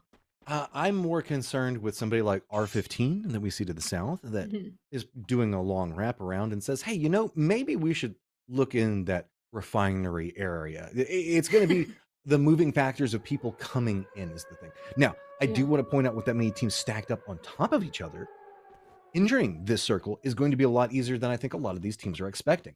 They're expecting gatekeeping. They're expecting to be a little bit more difficult. They're expecting people to be spread all over the place. Really, while this area does have vision with the high ground and the verticality that it provides, there's a lot of approaches into this that are very open. I'm also actually keeping an eye on Prince, the last one up for Onu there. There was at least 2 little revival stations inside of the zone that he could go on ahead and start making a move towards, but he's still playing all the way as far over to the western side of this map as possible. I think he probably figures that there's teams holding them, but honestly, since everybody's here, nobody's at those revival areas. He could go on ahead and get every single one of his teammates back up, but, you know, that's with the knowledge that we have. He can, I feel like, has the 100% right to assume that there's people going to be holding them. We just know it as a fact that, strangely, nobody's actually doing that. Let's be real. Going for those reses in comp play is about the scariest set of seconds you'll have ever spent in your life. Just sitting there waiting, expecting somebody to just find the angle onto you. You know the fact that you've got to be in that location, and it feels the most vulnerable you have ever felt in your life. I mean, whenever you're playing the game and you're trying to get the res and everything like that. That's scary. This is a next level of scary where somebody can shoot you and snipe you from so far away you're not even expecting. Yeah, just a normal res, that feels like those couple of seconds feel like an entire year. Waiting those 15 seconds to get everybody completely revived back, that ought to feel like 500 years or something. My heart would literally be beating out of my chest. So, a scary situation. I feel like that's also why people usually go on ahead and hold those positions, though. Of course, you don't want people to go on ahead and kind of go for those revivals, especially since you already got those kills. You don't want people kind of coming back unless, of course, you want to get a couple more kills. You know what I'm saying? See, but that's the next level strategy. Let them land. Let them res. That means more points for me. That's true. Maybe that's why there's nobody holding those spots. Like, go on ahead, get those spots. We'll just hold them out as they move further on in. We don't have to worry about any of them closer to the center of the zone, except for that one literally directly on top of the refinery, and that's about it. ZRJ is walking forward, and it looks like Prince was trying to come up back behind him. Prince is about to have the blimp land next to him. That might give him a little bit of fun to play with. R15, 1A are pretty close to each other, but the thing that we've got to keep an eye on with this is it looks like ZRJ is approaching this area as well. These two teams are now starting to get into the area where they're wanting to maybe start taking some shots, get a little bit more aggressive. And that's going to happen right around the time that ZRJ is going to get in a range to hear the firefight. That's a little scary. R15, I said it last game, R15 is such a team that's usually so aggressive and gets a lot of kills. Even in this last game, they ended up not really getting that much placement. They did end up getting a lot of kills. It looks like the spot that 1A had was just so much better. There it is, though. You're right, Matrim. They heard it. They want it. They realize what's going on. There's nowhere to go. Trying to get something. Gonna go down. Ghost already down and out off of this one. While this is going on, R15 realizes the fact there's a firefight they don't want to have anything to do with. They're just getting out. 1A with one member up. Just trying to run. Gonna be going all the way up against the zone wall, but should be able to maybe reposition. The problem with it is that's going to be where Hogs is going to be at, and that's going to be walking into 4 more members no matter which way you go. R15 was so patient on that. I feel like it's like, oh wow, we're getting shot at. Let's just wait here until we have to move. Exactly. And ZRJ just swoops in and kind of saves them, and they can get the heck out of there. That was honestly perfect timing for R15. But now LPTM being the last one alive, this is definitely a little bit of a hard situation as well, because they still have to go ahead and make a move into zone. But R15, they got to rotate, but straight into Fuego. Yeah, I mean, this is scary. Everybody can't really step out too far because the high ground's going to make it even worse. So snipes are all over the place. And yet again, Scott finding the angle to open up the doors. Fuego's coming in, but Bessia getting the shots in, at least manages to equalize it just enough. R15 trying to navigate as they're running through all of this going on. Clever's on the other side of it. He gets counterflanked. R15 is starting to figure out a way to turn this one around. Running through, Galvin goes down as well. Scott is all up inside these walls with nowhere to go. It is I think a 1v1 at the time with so many people down. But the high ground is bringing it all for throwables. The firefight, nobody ends up winning in the end. That quadra kill just with that singular, that is insane. Green is still alive for R15, but they didn't even really get to go ahead and pick up any of that, unfortunately. He's the last one alive for his team, and he didn't even get going ahead and reap the rewards of going and grabbing all of those kills from Fuego. I mean, of course, you can go ahead and loot their bodies, but he's now a solo, and he wasn't able to even go on ahead and really pick up all of those kills. I couldn't even tell which way that fight was going to go, but again, it seems like a situation where both the teams that fighting aren't going to get help either way. It seems it's going to third party that's going to be the happiest. Grow Zero, very happy up there. He's just, I mean, he just heard all the firefights, and he's just dropping grenades from so high up there. Nobody can even see it. There's no way anybody can even shoot back at him. He's just like, sure, throwing it over here. Circle does leave refinery proper mostly. So, you know, that scary thing that we were talking about with all of these stacked teams. Now we move into a no man's land, and while we've got a lot alive, it's not going to stay that way for too much longer. Oh yeah, everybody's gonna have to start making that rotation on in. That one solo from R15 and maybe even Atomic. Those are the only teams really kind of over there, potentially to quote unquote hold out the rest of these teams. But all of the teams that have been inside a refinery, look how strong they are. They're still all 4 up. Virus 4 up. 4 up for ZRJ. We can see here now that Virus Gaming, those spots out Hogs as they're making the rotation. They don't want to get them close. Those snipers are so strong as they're now trying to destroy all of those glue walls too. They just can't even shoot back. This is just not fair. It's fish in a barrel type thing. They're just trying to make it into the zone. High ground harassment from everywhere. Comatron's got a side angle onto it. I mean, oh, hey, a little bit of harassment now coming up from Dian below, but it's still going to be the high ground finding the angles into it. Len does manage to come in, get the flush onto one. So now we're starting to see that mix up. Everybody stacking up. Those crates, I believe, are inside the save zone, and that's going to be where everybody up top is going to be jockeying for position at. I was going to say, Dian is literally directly above ZRJ, and Hogs is still making a rotation directly inside of them. Oh my goodness, R15 got the revival as well. There's so many more people once again up inside of this zone. And here comes all of the nades. They don't want a couple of these people just riding the edge of this zone to come any closer. Let's see, one nade earlier was able to take out an entire 4-man. Can it happen again? No, Dian or maybe no, ZRJ. ZRJ could do it.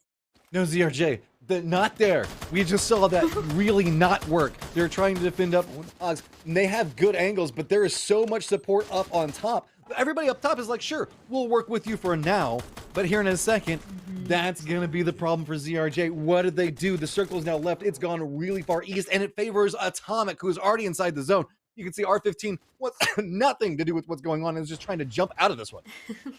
They're starting to fly on in. There are two of them taking the fight with all of Atomic. Of course, they only have that one gear, a pistol, to go on ahead and be taking those fights. That's going to be difficult, but they're going to be doing that over there while they leave their teammate that got the revivals on them, actually, back where all this action is happening. He's the one that has all of the loot, all of the guns, everything that you could potentially possibly need. He's definitely over there to try and clean up whatever all the action over here is, to try and gain those points. One last member of our 15 will be making a rotation down to the south. Honestly, this zone hard shifting away from all these tall towers, I feel like is the most interesting thing that could happen. We're about to see a ton of teams just start jumping off of this thing and trying to make some sort of rotation out in the open. Iris at 9 kills, and they are in the thick of all of the teams trying to rotate. Look at Atomic. Atomic's just watching what's going on. Prince is still alive for Ono. He's trying to creep into this. Look at him over there to the left. It's everybody else that's going to end up dying in what's happening. And this is such a close firefight as ZRJ is finding a way to come up on top of it. 13 kills. They're using the walls to try to creep their way forward, one step at a time. And here we go. The lineups are starting to look on one side of it. The approach has opened up, and ZRJ has found a way to make it in the safe zone. It is just the lone Ezio still alive for R15 back behind him that could backstab ZRJ at any moment.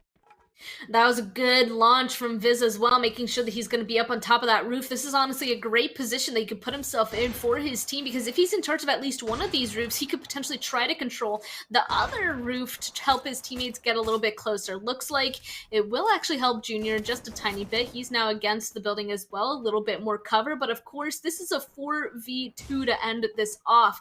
ZRJ versus Atomic. Let's see who comes out on top. The nade. ZRJ is feeling so good right now. They do have their member go down. They've got so many kill points. They know the fact that if they can just pick up something out of it, that's better. Every single point that they can give, but Junior's trying to find a way to survive it. But Atomic just does a good job. They've got the defense. They had the sight lines, and they exploited it for a clean victory. Again, a really clean booyah coming in from Atomic. I mean, we were watching that. Once again, that's one of the teams that we wanted to keep an eye on. It seems like this isn't the first game that they were able to kind of stay away from the main action, right? Like being able to stay on the opposite side of the zone, be a little bit more safe, then wait for everybody to just be in mass running towards them. I feel like Atomic was able to pick up on both of those situations. This one, an entire booyah, but you're right, the other team able to run on in, they got so many kill points. I'm kind of curious to see this game's total points and see who even got more. I mean, it was like one of those situations when it rains, it pours for everybody that was hanging out around the refinery trying to get out of that position. It was, you knew you were doomed. And that's just kind of the nature of the beast. At least you're not Tonkus doomed, right? Sorry, Tonkus, I tried to give you a little bit of gas, but this time there's just none to be had. Oh, there we go.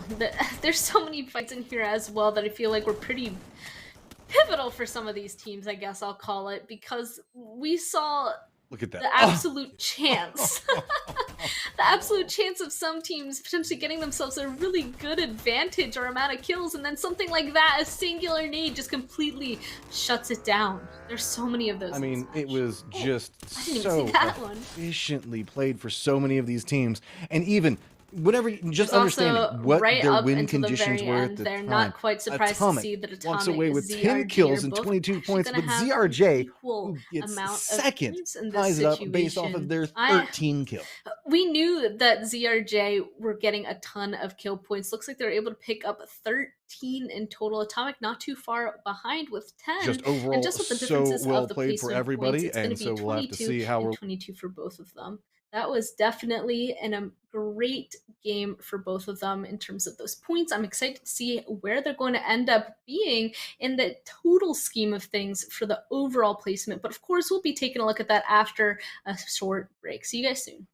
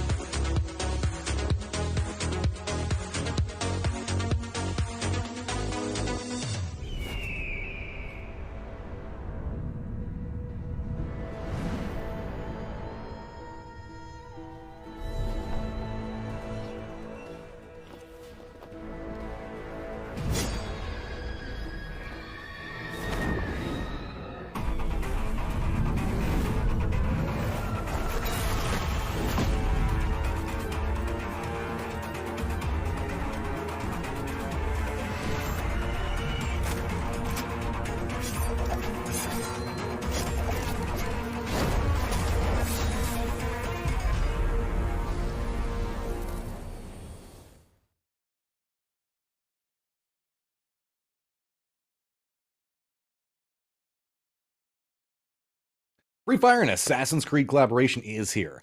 Head in game to try out the new Creed of Fire event, which includes a new special gameplay features like the Leap of Faith, as well as exclusive cosmetic bundles. Get your Ezio Auditory bundle right now and ignite the darkness. And I gotta say, every single time I watch that trailer for this, I keep wanting to have Woodkid, I don't need to have Woodkid playing in the background. It was like every one of the Ezio trailers, I think, played Woodkid if I remember properly, and that's like how I got introduced to him. I just loved it. If you guys have not watched, I know they're like 10 years old now at this point. Go watch them. Just look up Ezio trailers. I promise you, they still hold up to this day. They're so good. I mean, every single time a new Assassin's Creed game comes out and it's just him launching himself off the tower, it makes you feel like excited. And that Ignite the Darkness, I mean, if that's so cool. That's just so cool sounding. Ignite the darkness, do the leap of faith. I'm a little sad we haven't seen a leap of faith just yet. We have the towers in the game. I just want to see somebody leap. I want to see the leap of fail being used. Just randomly True. just like splat yourself on the ground. Because that's how it would be if I were to actually try to do the leap of faith in game. Again, I get shot on my way down, and it would just be a constant leap of fail. I know, guys, we're talking about the skin a lot. I just like it. I'm an Assassin's Creed fan. I'm sorry. We'll look at the overall leaderboard now and go back to the action of what's been going on today. Yeah, it looks like Fuego once again just continuing their dominations. They finally broke that 200 total point mark. They have 207 now. Atomic though, actually not that far behind. They have 192. Both these teams being able to go on ahead, grab themselves some booyahs, and of course a lot of points to get themselves in this position so far.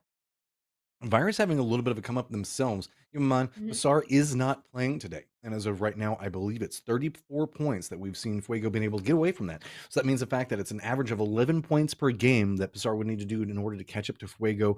And I think it's around like 7. So that way they can keep up with Atomic. So you can already start to see the points per game averages being set because that's the way many of these teams look at it. Success Mhm. hinges on a points per game system. Whenever you're playing in rounds like this and you're playing a lot of them in a row, you want to make sure that your points per game maintains a consistent level. And that way you can maintain your leads. And even in a bad game, if you can scrap together 5 points, keeping that still keeps your average higher and makes it to where at the end of the day, you're going to feel much better about your overall standing. You're right, consistent. That is the key word. That's what all these Yeah. teams need to go on ahead and strive for. Of course, going on ahead, grabbing yourself one of those really explosive games like that obviously feels amazing. That's going to go on ahead and launch yourself off the leaderboard. But if you go on ahead in the next game, you just go out with no points. Of course, that means it's basically canceled out at that point. So it really is going on ahead and finding that kind of the average point per game that you need to go on ahead and grab and achieve to continue to stay in the top 8. Because once again, just a reminder, top 8 is what these guys are really striving for if they want to Mhm. make it just straight to the grand finals. Well, we saw the fact that DN and R15 has been able to get a pretty decent lead ahead of ZRJ, who have all been kind of in that pack situation going up against each other. And it's weird because we've been seeing ZRJ in a lot of the firefights, but it feels like, I guess, placements and who's winning the firefights is going to be what's going on these edges. Specifically, that's where we've seen a lot of strength coming out from R15. They have great awareness on how, okay, this is an unfavorable fight for us. We saw it just a second ago. They were being held up, they were being gate kept. They were like, we'll just wait for the third party to come in. It happens, and they make a break for it. That's some heads up macro play that I want to see continuing from these teams. It felt like genius. It felt like just perfect Mhm. situation had happened. It felt like it was almost planned, but of course it wasn't. They just knew that they were in a hard position. They knew that they needed to wait for something to happen, and it ended up happening. So you're right. Curious to see if that's going to continue to happen. We're going to be on the same map once again on Kalahari, so the chance of it happening once again actually pretty strong. So we're going to start seeing these guys start dropping once again. Refinery still smack in the center of that map, actually the center of this plane path as well. Oh, Old Hampton, are you going to be old hot drop yet again? Looks like in some distance from a couple of these teams, so I don't think it's quite as scary as it was last time. We don't see. It looks like Tank is going to be going to the east, so avoiding that one. No surprises on that. We do have Hogs that could be dropping on top of R15, going for that sexy, sexy loot that's going to be around Foundation area. But yeah, I mean that's well, actually no. 1A and Anu. Anu, how are you in Anu so left. many of these hot drop situations? It doesn't matter where you go. There's always another team there. I don't. I think it might be because Onu. They're just waiting to see where they're going to end up going. But looks like a fight happens first with R15 and Hogs. R15, they always go for this blue zone, so not surprised to see them once again. And Hogs looks like they're a little bit further over to the side. Looks like R15 has that height advantage so far. Kind of curious to see who's going to come out on top, but no Nox has come through just yet. But I was about to say, did I speak too soon? No, that first blood comes from somewhere else, but we'll see. He's going to go ahead and grab this first one. Sebastia goes down for R15. Not looking good for them so far. Let's see if they can go ahead and get some sort of a knockback real soon. It's so hard to find an angle of approach in there, but there you go. Alba does manage to find it for R15. Quick flank around. Are they going to be on the spot? There's a little bit of harassment. Already get the reads. Massive damage coming up from him. Jumps up into the face of it. He does go down, but provides an opportunity. The rest of the team can come and support. Goes for the flushes. Beautifully played. That's how you want to do it. One of your teammates goes down. Just lean into the strength of the rest of your team. Now, can they manage to come up and support the teammate that supported the rest of the squad? You can see Diablo aware of the fact that he's got somebody close to him. Karina on the other side of it, making a play of his own. It's just a peak battle all over the place, and Hogs is eliminated. The flags go down. Of course, again, Diablo with the flag. R15, honestly, Doba being able to kind of distract the other team for as long as he did, that allowed the rest of his teammates to go on ahead and get the res on their one down player and for the team to go on ahead and make the push around an angle to see them. That was honestly really perfectly played coming through from R15. All of them still alive, getting all the kills on the hog, and it looks like Anu actually fell as well. This is starting to be a very scary trend for Onu. Sure, you can win some of them, but the problem with it is if let's just say you're winning 50% of them, that means that you're getting next to no points, like maybe 1 or 2, most likely 0 points, half of your games. It's going to be an issue, and they need to figure out how to either find a way to win these hop drops on a little bit more of a consistent level, or just start trying to avoid them a little bit more. I'm feeling a little bit bad for them as well because clearly just every single place that they want to go on ahead and land at, somebody else is already eyeing it on up. So is it just a case of maybe it's their usual drop spots are being taken by other teams, or maybe are they thinking that another place is going to be open and then another team just goes on ahead and peers? Whatever it is, like clearly they decided not to go to the same place that they went last time, knowing that it was going to be contested. They didn't want to contest once again. But the second place that they decided to go, it happened anyway. I feel bad. I don't know how many times we've actually been able to see like big firefights happening around Mammoth. It's just like a place that we just don't get a lot of like in-game circles. So it's such an interesting section of this map, all considered. So you can see everybody just 1A righting themselves, getting a little bit more control. They're going to have to make a push into the safe zone. But I mean, with winning this firefight, it's pretty open. I mean, there is Fuego to the north of them, but that's about it. On the opposite side in Stone Ridge, there's another team. So if they lean into anywhere in the south, they're perfect. I mean, this zone, once again, I mean, this map, this zone's so big. It still encapsulates basically this entire map so far. Really, the only place that's outside of this zone really is Mammoth. So kind of ironic since that's the one that you said. You don't really get to see it all too often. Everybody else, though, it's finally hit that end of that looting phase. People are starting to make their rotations and those movements. It's just a matter of time seeing if anybody's going to kind of run into each other.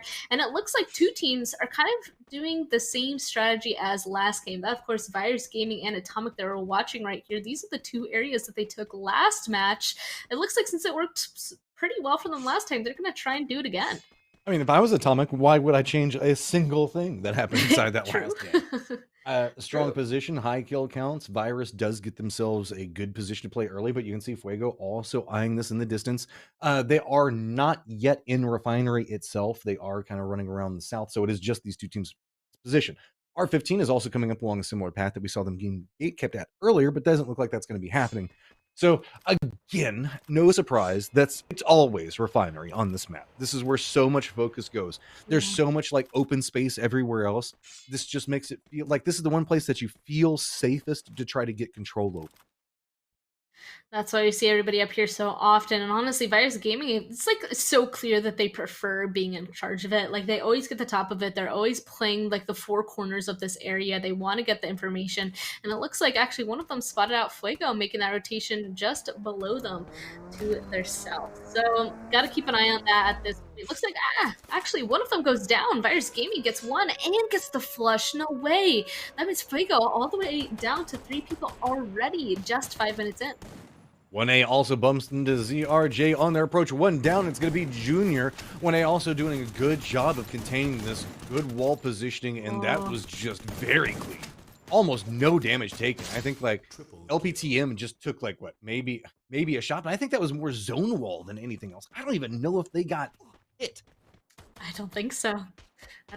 They played that pretty well. They're the team that kind of made that rotation from Mammoth as well. So they kind of ran into ZRJ, kind of ran into them. Not even quite sure. 2 of them were able to get away and making the rotation up to the north. But we'll see where 1A is going from here. Looks like a couple of other altercations happening elsewhere on the map. Looks like Santa Catarina. Looks like TK taking some shots back and forth with Navy, actually. They're not really holding them out from the zone just yet, but it is about to pop.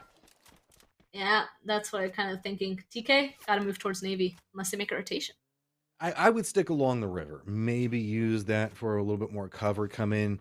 There are the buildings that are up around Bayfront that could provide a little bit of an easier rotation. if they assume that nobody is going to be coming in from the east, they don't know that it's going to be as open as we do, but making that push into Navy just feels like it's dead. Look how open that is. You're gonna have to use so much utility just trying to get into that position. It just doesn't seem as viable. I mean, there's maybe a way that you can jump around through this one. I wouldn't make that push. I'd let Navy hang out where they are. You can see that there are a couple of teams still rotating around. Refinery still in it, so really it's just our edge teams that got to move in just a touch more. Yeah, I'd be a tiny bit worried. So now we're just gonna go ahead and keep an eye on the rest of the rotations. Kind of curious to see actually our 15. We know making a move down on that southern side. They've been kind of coming out of the same area that we've been expecting them to. Last time they ended up pushing right up to Refinery, getting involved with this fighting with Fuego. Kind of want to see them again. Man, it paid off big last time. Remember, Zero was the guy that just dropped nades on top of what was going on over here, and you could see he's like salivating. He's like, ooh, let's get that again. Let's get that again. Yeah, you just get right here and just wait. There's gonna be a firefight, and I'm just gonna drop a nade, and beautiful. He's itching. Yeah, look, he has 11. He's prepared. Yeah, I mean, hey, it worked well beforehand, right? Mm-hmm. Yeah. So he definitely wants to see some fighting happening below them once again. That's probably why, honestly, that they prefer to be all the way into entire control of Refinery, all four corners. You know what I mean? Taking control of this spot, because there is so much fighting that happens around them. I mean, you said it yourself. Like, everything else is pretty much out in the open. That people just kind of go to Refinery for some sort of a place to find any kind of cover. With them being above them, they do have that opportunity to just go ahead and drop stuff down on top of people. That's probably why they like it up there. They like being in control. What's funny though is everybody is kind of clustered around the edge or Refinery. Just look, it's a rainbow of every single team color that's hanging out here. Command post has no one, and it's actually pretty close to center as well. Just with how it can sometimes be a little bit rough to rotate into that, especially with some of the vision that you can get on some of these high ground points. And so teams are mostly avoiding it. R15 is playing to the south and might be able to lean into that and be the team that just pretty much gets it for free. Either them or TK, who opted to going south instead of north. If whoever gets command post could find themselves in a potential game-winning position. Honestly, command post is pretty big as well. I wonder if they both get there, if they'll just decide to kind of just wait it out, potentially. Just be like, let's just coexist for a little bit while we wait for the zones to go ahead and pop from each other. It might be another strategy, because, right when this zone is closing, as it is, you don't, like, the worst time I feel like to get in a fight is right as it's about to pop and reveal the next circle, because if it does hard shift and you're already in the middle of a fight, like, you're gonna have to finish it before you can go ahead and focus on rotating. It does look like, though, they're not quite gonna have to worry about it. The zone does, though, go a little bit up to the north. Goes Bayfront, so no command post, just a touch of Refinery.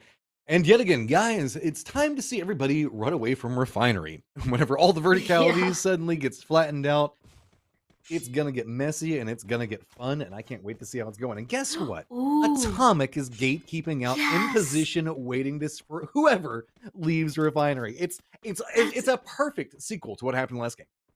That's exactly what I was about to say. I was like, ooh, what I really want to see now is Atomic, perfect position to hold out Virus Gaming. I'm actually really excited to see how this is going to go on ahead and turn out. Fuego below them, I have a feeling maybe they'll be able to kind of just sneak on by, but it's really Virus Gaming that I'm the most worried about. Or if Virus Gaming don't want to go ahead and make that bridge cross to Atomic, they might drop on top of Fuego. There's definitely just all those teams over there. There's no way all of them are going to be able to get out. Oh, Grozero, he just got a knock out of one of the Fuego members. Again, what do you do? It's so hard to get out of these positions. You can see that 1A does lean very far into the south and is giving a massive berth to anything that could be going on in Refinery. And you can see how hard it is to deny the angle of vision and what's going on. R15 did make that play to the south. Tonkas did come up next to them, and you can see it is going to be a fortified R15 in position. Because I'm not really wanting to push this too hard just quite yet. A lot of utility is coming up, and good angle yet again up top, finding himself a way to get enough damage in. If he can hit this, this is going to just demolish. Tank manages to hit the shots onto Garena. See if maybe it's going to open up the opportunity for him. So just jumps into all of this. It's just destruction. That was a kamikaze play. Up top's coming on the other angle for it. Tank is just putting in massive work. This is clean, but on the backside of it, it's going to be Navy. Third partying. Bestia has nowhere to go, clinging to the outside of this. TK, I don't even know if this is going on yet. Tank still playing that outside angle. I think here's what's going on and starting to step away from it. The other members of Tonka's caught up in the inside. It's when Bestia is somehow surviving through all of this onslaught. Now Bestia definitely is hoping that these other two teams are going to be so distracted by each other that maybe he'll just be able to kind of slip on through, but it doesn't look like that's going to happen. R15 official will be taken down. Now it's TK versus Navy. They heard this third-party fight 1A? immediately, and it looks like 1A is actually joining as well. No way, this is his third-party central up in here. Looks like TK, though, taking on two different teams. It's not going to look good for either of these two guys. They might be the next ones out, and then, of course, Navy 1A probably going to go on ahead, continue the fighting, but it looks like it might be a little bit of a breather right now before these two teams fight. Dominoes are dropping, and naturally the last domino to drop is going to be the one that is on top. Navy does get a moment to breathe, but you can see 1A comes in. That backstab was so beautiful. The circle did pop and is just on the outskirts of Refinery. Atomic still in a great position, but that's why you're seeing a lot of these teams either committing into firefights now or just trying to get separation. They know the fact that they're going to need to scrap whatever points that they can get because it's about to get pretty messy. So 1A making the run, ups into the position that Atomic is already holding down, and a beautiful push into this. Make sure to make their approach on an angle where there are no windows denying any vision, and now get right up in the face. Flo steps away from this one. Dax is on the other side of it. You can see Brady's also trying to broach in from the other point from this one. 1A already has two of their members down, jumping into it. Atomic's doing a great job on defending this one up. Ghost now in a lot of trouble. We're also just trying to survive, getting a little bit of angle. Now it is just on Ghost. Atomic has just managed to defend this so well. Ghost is now pinched, but the distraction provides an opportunity for Navy to come up back behind it. Once again, Navy gonna try to take advantage of this third party. It worked for them before. Why not try it again? The thing is, it's going to be Atomic this time. Looks like they will be able to shut down the team that pushed into them. And now Navy, they didn't push when they needed to. They didn't get involved in the third party. Now they're kind of stuck on the outside of this building. And it looks like now Atomic is ready for it. It really is the better advantage if they do it while the fighting is happening. But now I think they might just as well wait a little bit. I don't know how much longer they're going to be able to, though, because it also looks like DK, if Navy's not careful, might get a little bit of an angle. We'll just have to wait and see. DK just gets eliminated by DN in the east. While this is going on, we also do have ZRJ and Virus fighting it out. But this is the center point. New circle has popped. Ooh. This is where everybody is going to be vying for points at. Now you can see Navy down to just one. Control still coming up for Atomic. They're playing this as clean as they can, given the nature of the beast of what's happening. But this comes out, gets the hit onto it, surviving for as long as he can through this. Praying the fact that the other teams are going to come in and be a distraction. This is exactly what you need to do when you're the last man up. ZRJ does get a little bit of difference and separation against Virus, who now Virus is separated out, going to the north, but that's going to be where DN is making their approach. All these firefights are finally relenting and allowing Atomic to have a moment to breathe. Oh my goodness. The thing is, there are just two of them left, though. They got in so many fights that at this point, there's just two left. And we can see that Virus Gaming still has 4 up, and so does DN. ZRJ also has 2 up, but at this point, Atomic, the only team that really has a strong control inside of this zone. Everything else, honestly, pretty much out in the open. Let's see, though. Virus Gaming, with this height advantage, will be helping them out just a bit, being able to take down some of these DN members. I don't know how much of this is going to stay in. So while they do have high ground for now, the low ground is going to be where the big fight is going to have to happen at. They just don't have the angles to really take out the low ground pushes that are coming into play. You can see it's going to be DN on one side. ZRJ's stragglers are still holding up with the zone coming in back behind them. Zero is trying to see if maybe he can drop a nade. I mean, it paid off big last time. See, can we cook it well enough? No, looks like they are going to keep a little bit of this high ground, but you can see it's not friendly anymore. It's not the cover that they desperately wanted to have. It's just a matter of surviving, and now there are 2 teams right below them.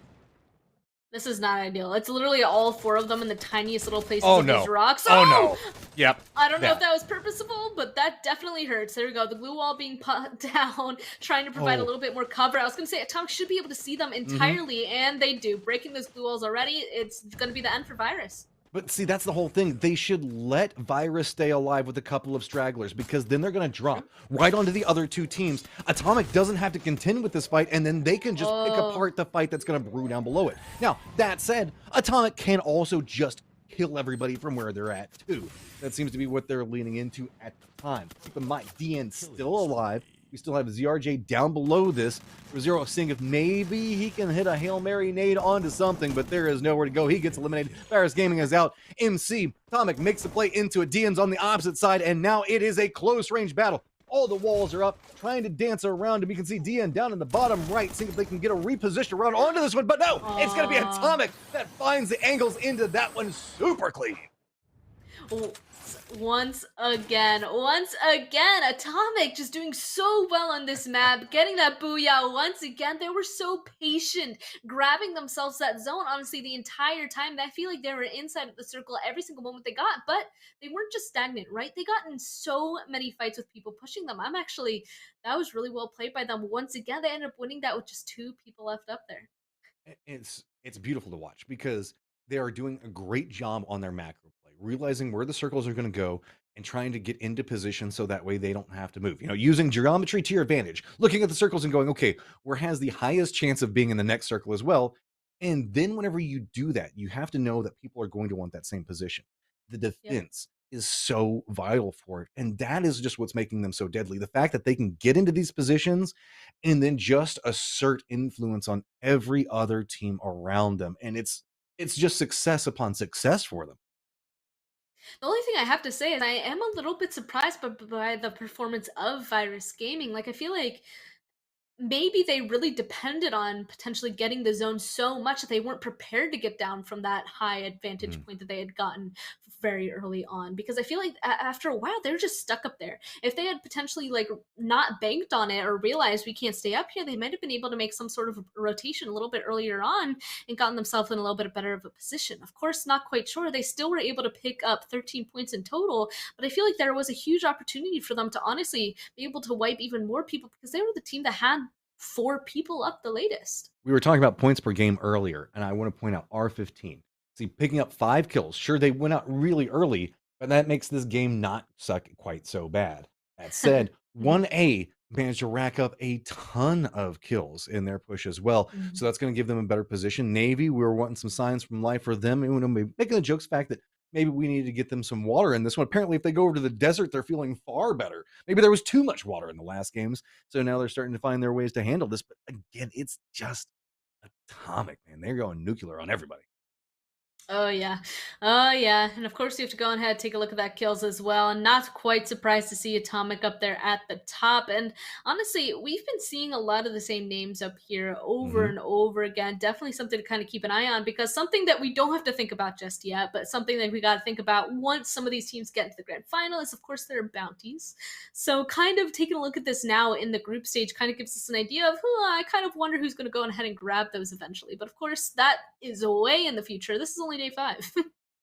Well, we also have what's going to be brewing in the long term. You can see that the overall right now, Atomic is heftily in the lead on the dailies. This has just been a phenomenal performance. Again, 40 kills, double the amount of kills as DN is back behind them. That is a statement in and of itself, because we have to remember that there is a Labaya player on the Atomic squad, and Bahia is now Hussar. So whenever we're looking at the top of the leaderboard, we're in for a treat, as that is going to be a good rivalry going forward. Oh yeah, I bet they feel pretty good. Like, we're all the way up here, all you Virus Gaming are a little bit further behind, but Atomic, it's disgusting. That's the word that I'm deciding to use, how many points that they've been able to achieve so far, that they've actually jumped into that first place position over Fuego. Fuego is still in second, but they only gained 2 points from the last time we took a look at this leaderboard, from 207 to 209. They definitely slowed down, while Atomic, they just keep rolling so far today. I mean, the high ground position feels like that's what Fuego wants to play around. They're not jockeying for it. They're not fighting Virus. They're not fighting everybody else that was going up for that. They were trying to lean into the low ground from it, and it just wasn't working based off the positions inside of this lobby and the way that people were stacking up. And most notably, due to how Atomic was doing the counter moves around, it just denied the avenues of success and the movements that Fuego was trying to pull off. And that's what's giving them the more breathing room. 5 points now separates them, as we are going to be going into a new map, and I'm willing to bet that Fuego is very excited about that process. Oh yeah, to kind of expand off of that, I was gonna say I'm a little bit surprised to see that Fuego was trying to play underneath Refinery in both of the games on top of that map, right? Because we're used to seeing them, I feel like, be a little bit more territorial, moving around a lot more, taking a lot of fights, but them staying under Refinery, I felt like was a little bit different than what we're used to seeing. But okay, I made a mistake. I thought that it was 2 in a row for Atomic, but I for some reason forgot that they also got the last map of Bermuda. They have 3 in a row. That is a turkey if this was bowling. That is insane. Hey, technically you're right. It is 2 in a row if it's 3 in a row as well. So Atomic, man, this is a run, and this is if your other teams in this lobby, specifically if you're in the same group as them and you know that you're going to have to be playing with them every single time from here on out, that's terrifying. Look at how many points they're going to be able to take. And you were talking about it. Just trying to get into those top 8 spots is going to be so much harder for anyone that's in their group whenever they're eating everything that's behind with Booyah on Booyah being stacked. I'm actually really excited now to see who's going to go on ahead and really be able to perform going into Purgatory. We're about to be going into our third and final map. 2 games on this. I'm really excited to see who's going to kind of come up on top of this one. BNC haven't played together just yet. I think that's why we've been seeing so many hot drops in all these matches so far. And I kind of have a feeling it's going to be basically the same coming into this one. At least one really early fight. Not Onu. Please. Anywhere. Anywhere. No, not on. Like, this is, we know the fact that these guys they're great fighters. Whenever they make it in the late game, they can perform. They just can't see. It's a 50-50 if they're going to be able to survive the first minute or so. So we'll have to see how they're leaning into drops. Looks like DK and Fuego are along a similar path, maybe both eyeing Central, and that could be a fight to keep an eye on. We do see Tank and Crew jumping out right around the same time as Atomic, and there we go. Yep. Fuego doing Fuego, man. It's just so they usually like being down here as well. Yeah. Well, okay. Well, there's another one. It looks like the push is happening now at this point. I mean, Fuego, they're just kind of rolling at this point, just being able to take down so many members of DK. That was dirty. The parachute. Trying to go across the line, get away. Just denied. Oh, that was harsh. All right, Tank, think us what you got, because you got Atomic coming for a good shot. Mannix just turns this around. The whole lobby was needing Atomic to have a little bit of trouble. Time Turners come out to see if they can get enough time for this, but it's not going to give what they need. It is a quick skirmish, and look at that! Atomic goes down early. Tank, wow, they managed to do it.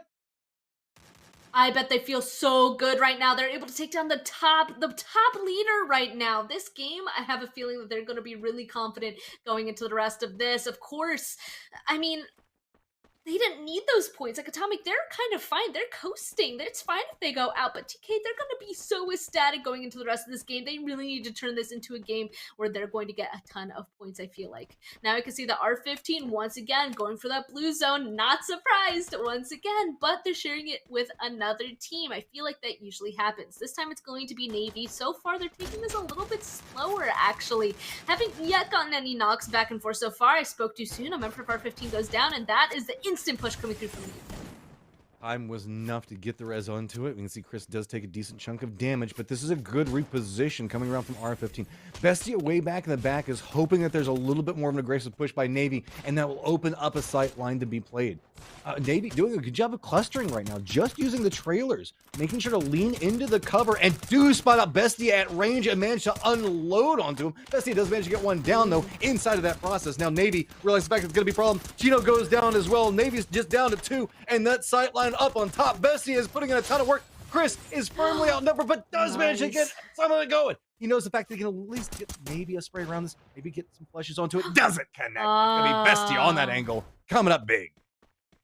Bestia gets it, but it does look like they did lose at least one person. Of course, in my opinion, having at least 3 or 4 people still up after that early of a fight is a mark of success. So they have 3 up, and that is enough of a success for me. Of course, it would have been better if they kept Dauba up as well, but 3 people, nothing quite to complain about. The zone also went towards them, so that means that they could go on ahead, continue to loot, continue to get ready inside of that blue zone as people start making a move towards them. Luckily, this time, I was going to say, oh no, didn't get in an early fight. I just have to point it out because that is something now that I really want to see them actually play this match out.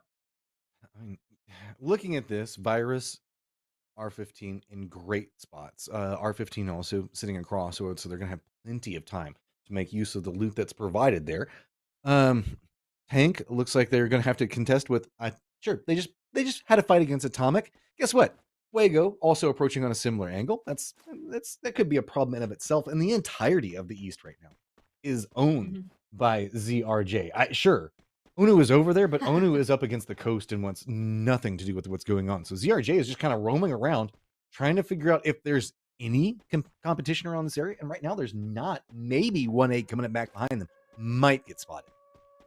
I mean, I have to say props to them for trying to be so spread out and seeing if they're going to run into anybody, so then they can start that early fight. The earlier you started, the bigger the zone, obviously, the lesser of a chance that somebody's going to go ahead and third party it. The only thing that I'm worried about is being that spread apart. Like, of course, that might turn it into like an entire 1v4, and right when you use that one person, it's going to be so much harder to win any fight moving forward, because, of course, if you just go down to basic trades in any kind of a fight, a 3v4, the two people with 4 obviously have the advantage. So that's the only thing I'm a little bit worried about when it comes to ZRJ with how spread they actually are right now. But luckily, nothing bad has happened just yet. But we'll see moving forward. The blue zone is now upon them. I'm where concerned. they're going to go. I'm concerned here. Yeah, exactly. Tankus was doing a lot of exchange of gear, things along those lines. They moved into the center. You could see the fact that they were doing some shopping. Fuego just moved right up next to them. Like, they didn't have control of the territory because they were trying to prep with their loot situation, and that's gonna be bad. They've managed to let Fuego get this close, and look, just charges in right next to it. Scott's like, hey, wait, what a minute, and then just unloads. Tank has to reposition around this. They realize the fact that this is a huge problem. Compares has got the outside angle, managed to take down Tank proper. They're already getting the flush into it. Wow. Tankus is trying to turn this one back around, but finally manages to get the down on the Compares, but it's just Fuego. They've got too much control over this territory, too fast. That loot trade absolutely demolished Tank. Tankus loot? You mean more like Fuego's loot? There is one still alive. It's Zoo2, but can't be for too long. Oh, actually, that glue wall gonna be helping out Zoo2 quite a lot. One still up on top of the building. It looks like Fuego might be having a little bit harder of a time, honestly, being able to take these guys out. They did lose Compares. Still 3 versus 2, though. Here comes the nades as well. Is this really gonna go ahead and take them out? I'm a little bit worried because they're just pushing in one by one at this point. I really think that they need to kind of be staying right on top of each other. But it looks like it's a little messy, but they get it in the end. Yeah. Gotta get that res on the Scott though, and I mean the blue zone's upon them. So if they really want this loot, I mean they gotta do so quickly. Luckily, they do have a little bit of a wild zone is right there in front of them, and of course the fighting does not end there. R15 once again, and yet another fight actually. Fine, just pay no attention. We're just here watching bushes. Oh no, never mind. Apparently somebody's got to do some hedge trimming and. There's the flag as well. Okay, Circle has stayed on Crossroads, everybody. So all these teams having to make a push in the north. I do have to again say, Tankus, no excuses, but had to go against the top 2 teams on the leaderboard right now in order to survive that round. And picked up some points out of it. So there are ways that could be righted off of it. I do want to point out to the east, though, where we do see Virus holding up the position at. That's going to be where Onu is approaching from. That's going to be where ZRJ is coming up. 1A, everybody is going up around Moat House, is going to be coming in right along the east. Maybe even Fuego as well. 3 different teams coming up back behind this gatekeeping position is going to make this real interesting to watch. There's a ton of teams up on the northeastern side making that rotation around, kind of going towards that crossroads position. I'm kind of concerned, honestly. There's just so many people, and actually, ZRJ is actually going to be split now. They have 1A kind of in between a couple of them, so that's something to keep an eye on. Fuego, currently the furthest away from zone. They're going to be coming in from behind as well. It just seems like a couple of these guys setting themselves in a little bit of a difficult spot here, but oh, looks like ZRJ finally did spot out 1A right in front of them. Surely they're going to have their one teammate be able to turn around, and actually they're going to have some sort of pinch on a 1A in a moment. This is interesting, though. ZRJ is still having Viz tail back behind Onu because I think that he spotted him out. So ZRJ is saying, okay, Our 3 members are just going to try to contend with what's going on against 1A right now. And 1A is technically pinched, but not really, because this is just kind of taken off. This is an interesting thing, because now Onu, I think, might have heard a little bit of this and has turned back around and is moving into a gatekeeping point. Fuego's also coming in from just to the south. This might hear a firefight if it continues on for too much longer. So this could be a much bigger problem for a lot of these squads, as just that couple of shots turned quite a few teams around and starting to make them reposition. You have to keep an eye on this, especially because we know a couple of these teams super aggressive, right? We usually see ZRJ going ahead and just completely start that fight immediately, but it looks like really get the start that they wanted against 1A, and now the zone is upon them, and Onu has taken the spot in front of them, and Fuego is there as well. Same with Virus, who's already been there. It is going to be a hard one for anybody making a rotation. This is going to be a lot of zone damage on them. I thought that Viz might have been just tailing Onu, but it might be a DC, so that means is. the fact... I think that's why we're seeing ZRJ play a little bit more defensively, but they are going to get spotted out. Tree providing a little bit of cover. 1A trying to make the push into this one. Gets a little bit of damage on the side of them, but you can see ZRJ just trying to hold it, but no, it's going to be Brady that opens up the path. This is outside in the damage zone. They have got to be careful. 1A is now starting to also get the high ground off of these points. But while this is happening, we can see Onu is moving into a low ground position and it's coming up right back behind ZRJ. Oh, Virus Gaming also being able to capitalize off of this. They're nowhere even really close to all this fighting, but from the compound that they have, they were able to pick up a lot of kills, actually. Onu now kind of stuck in that zone. It's hurting them a lot. Same with 1A. Virus Gaming still honestly in a position to hold them out, but the zone pulled down to the southern side. So honestly, Onu, they might be able to skirt around them, but 1A, the only way that they're going to actually get out of here is if they make a rotation the complete opposite direction of this zone. They're going to continue to kind of have a hard time because it's just going to take them even longer to get in this next zone. It's going to hurt them in the long run. There is still a river inside of this zone that's cutting through, and that's where DN is playing the opposite side of the coast. R15 is just kind of roaming around, as well as Fuego, the only teams that are inside the safe zone in the northern part, like past the river.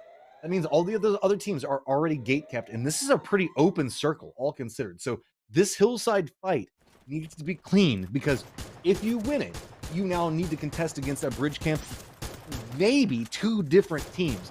R15, you can see, is just watching. They've got eyes on Virus. Virus can't do too much. 1A sees what's happening, and they want nothing to do with this, and they're trying to figure out how far around the north they can wrap to get away from it.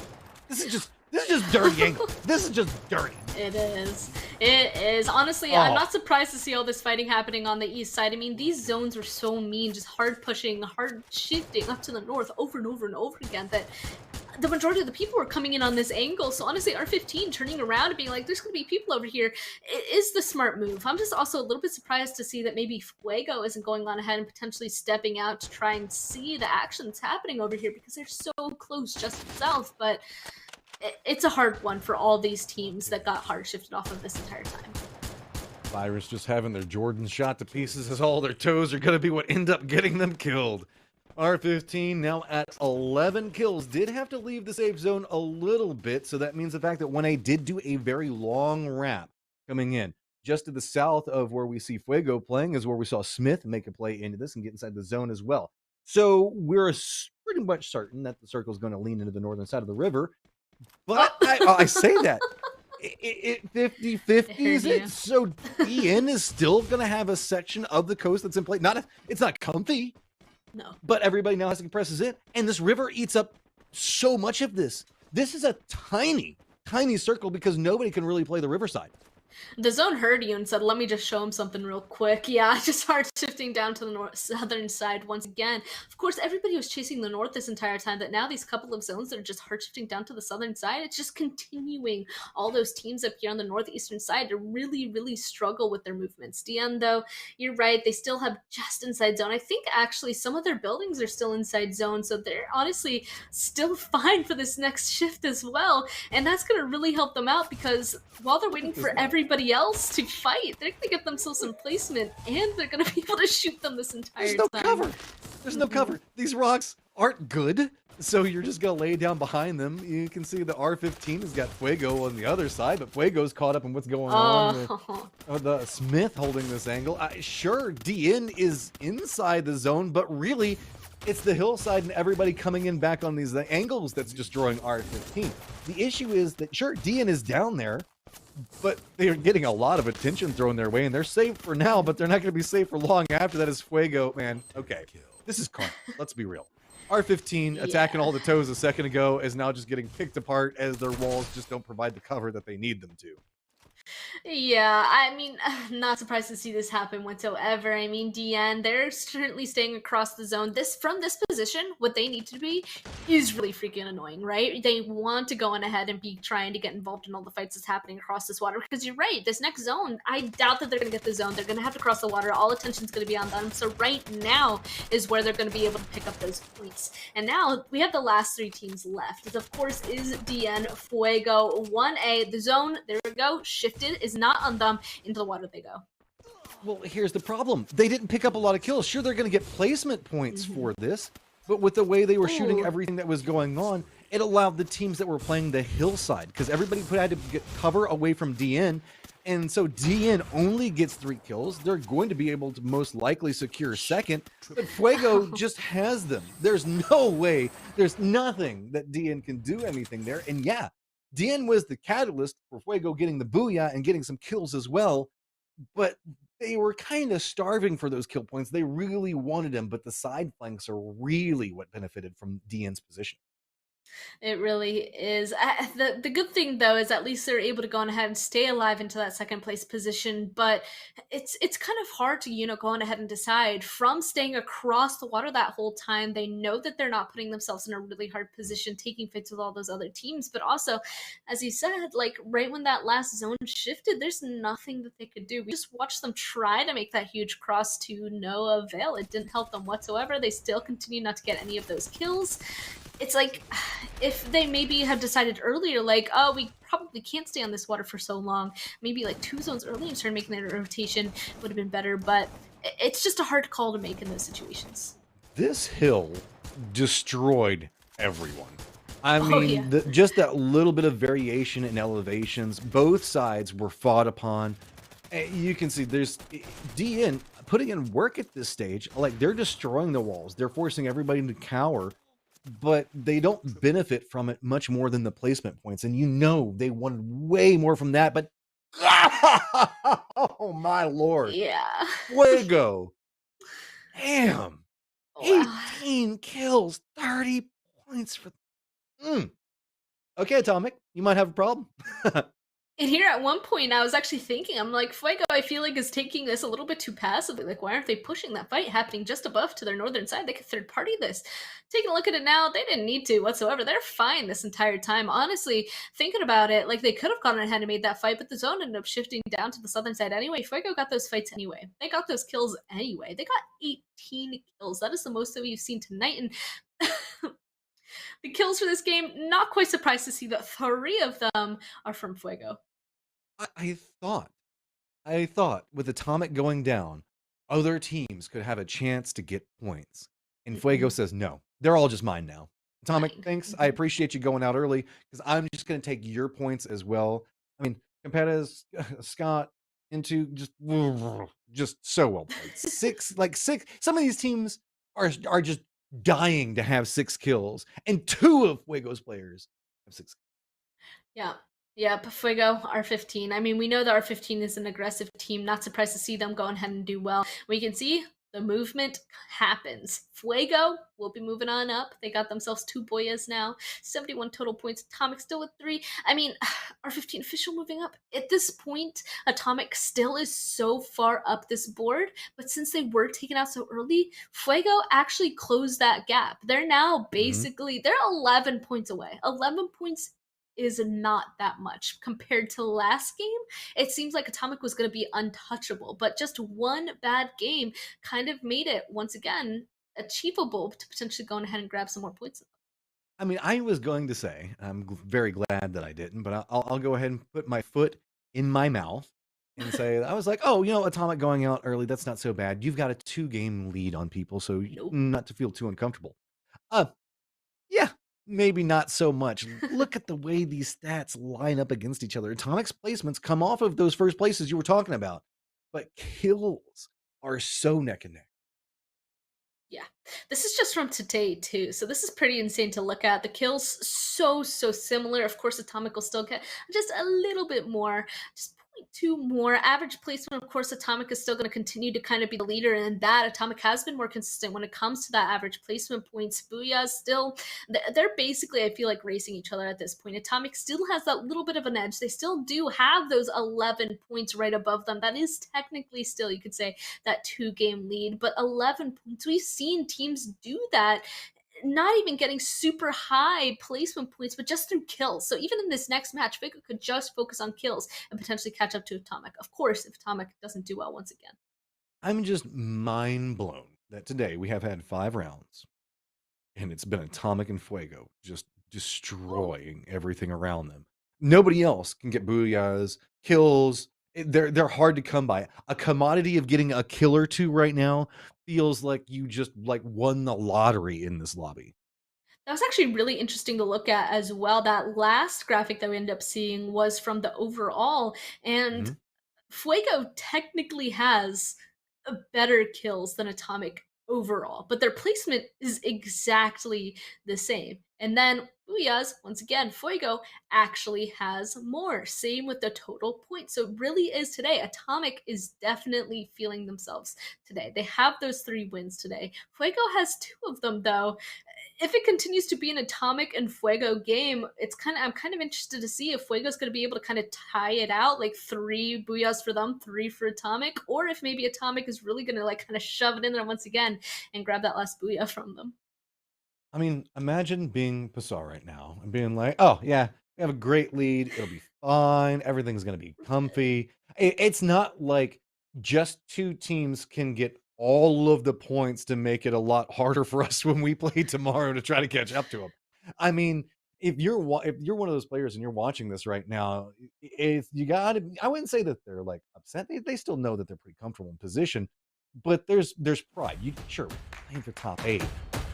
You want to be number 1. And so I'm curious to see how big of a fire this lights under what's going to go on tomorrow. We've still got 1 more, guys. And so we're going to be moving to that. You can see everything's gone yellow. We're going to be moving into the game in just a few moments. So, Span, what do we got? What do you have your eyes on other than, I'm just going to say it, hot drops, Onu, no. No. No. Just if it happens again, I'm literally gonna be saying, "Oh no." Okay, that was a bad joke, but I'm hoping that That's a they good don't joke. go on ahead again. Thank you, I appreciate it. I'm hoping that they don't go ahead again to an early fade once again. It definitely helped them out this last match. They did get to stay alive longer, but they still didn't really capitalize off of it. They didn't get as many points, so kind of want to continue to take a look at them. I think I did just see them jump, and I'm feeling a little bit worried based off the position that they found themselves in, but still keeping an eye on them. Also, for expectations for this game, I kind of like, just for like the aesthetic side of me, I kind of want Fuego to win, so then it'll be 3 Fuego and 3 Atomic. But The OCD in you feel good because it's Yeah. balanced, it's equalized, right? Well, Yeah. as always, Oh, no, okay. your first blood. That's not feeling too good off of this. They No. did separate drop, so they still have a couple members alive. But DK also did a little bit of a separation drop. They have Fuego around this position. This is kind of a 3-way hot drop, but not really. It's awkward. Let's just say that. It's very awkward. Yeah, I'm a little bit surprised actually to see them go into this area, because even last game, like, Fuego was here immediately, and coming into this one, the plane path was almost exactly the same. If you knew that the spot that you dropped last time was safe, like, why go on ahead and go somewhere else? So I'm a little bit concerned on that front. Fuego won this area down here last time, so let's see if they're going to be able to go ahead and do it again.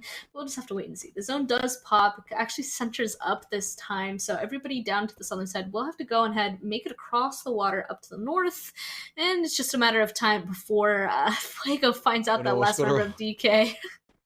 Skuro, you're in a lot of trouble right now. Just shh. Oh, yeah. Quiet. You Just won don't with the breathe. wall. Just let him pass. This is advanced hide no. and seek. Oh, okay. Oh, Well, the problem has abounded. You have now been spotted, And there are a lot of hot people coming after you right now. Well, actually, I don't know. Are they going to go for this? They've got the numbers. This is a oh yeah. Here's the positioning for it. They just want to come in a little bit cleaner. DN at range, maybe bad boy. Nah, he doesn't even have an angle with the buildings. The way that it's set up, like the way that they're just dancing around the outside of this. Like, nah, Yeah. you're in trouble. You're in trouble. Tries to go for the spray into it, but nah, flushed out. And then there was one. And then there was one. The rest of DK, like, they had the opportunity to kind of make a rotation back on this, but instead they left and they're actually continuing to chase Onu. So I guess you got to go ahead and pick your battles. If you see this and you know that you got to knock on Onu and you know that you're getting knocked by Fuego, like, what kind of a direction are you going to run? Are you going to try and save that teammate that's in the middle of a team that is absolutely terrifying, or are you going to potentially go ahead and chase down other points? Oh, no. Looks like they chose the other points. No, Mario. He's in trouble too. He's firmly surrounded by DK, who now, again, see, this is a weird kind of like breach. Yeah. That was a hot drop where everything been spotted out. Mario now gets vision. Oh, 1A looking around at him. He's going to get spotted out. He's going to get flushed. And now the other members from ONU are running to campsite. They just are out of here. Yeah.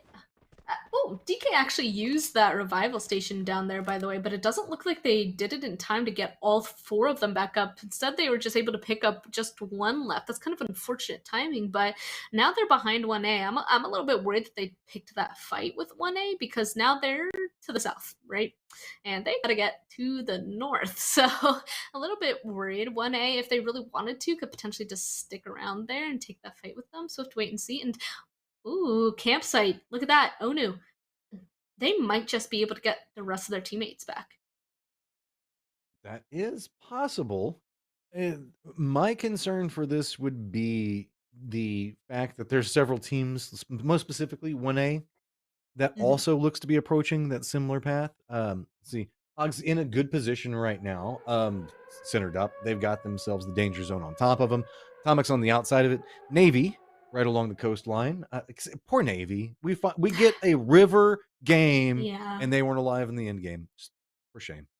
Well, now they're playing it. Now they're playing the water. Maybe from here they'll do pretty well. We'll have to wait and see. Playing that water right above them, of course, is a very scary team, so I hope they continue to stay by that water at least for now, because Atomic, they're keeping an eye on them. Yeah, look, they literally see them. They're starting to make a move on out. They're going to be quiet. Oh, They're going to no. literally wait for Navy to just run right up on top Oh of them. no, before they there's strike. 2 oh no's right now. There you go, Prince. You just got spotted. Mario, you just got spotted. Run. Navy, Atomic just spotted you as well. So, if you're Prince, if you're Mario, you just got to haul. Like, just Yeah. run. I hope that they saw something as they were coming in. I don't know. All the members of ONU are now up, so technically, if they take this fight, it will at least be a 4v4. But we know that the 2 members of ONU don't have much loot to go by. But it looks like Fuego as well actually getting in a fight. Not surprised. It looks like, oh my goodness, Atomic will take out Navy, and here we go. Fuego saw that, and they're competing with them. They don't want Atomic to go ahead and get more points for Fuego. They're running full on into this fight now.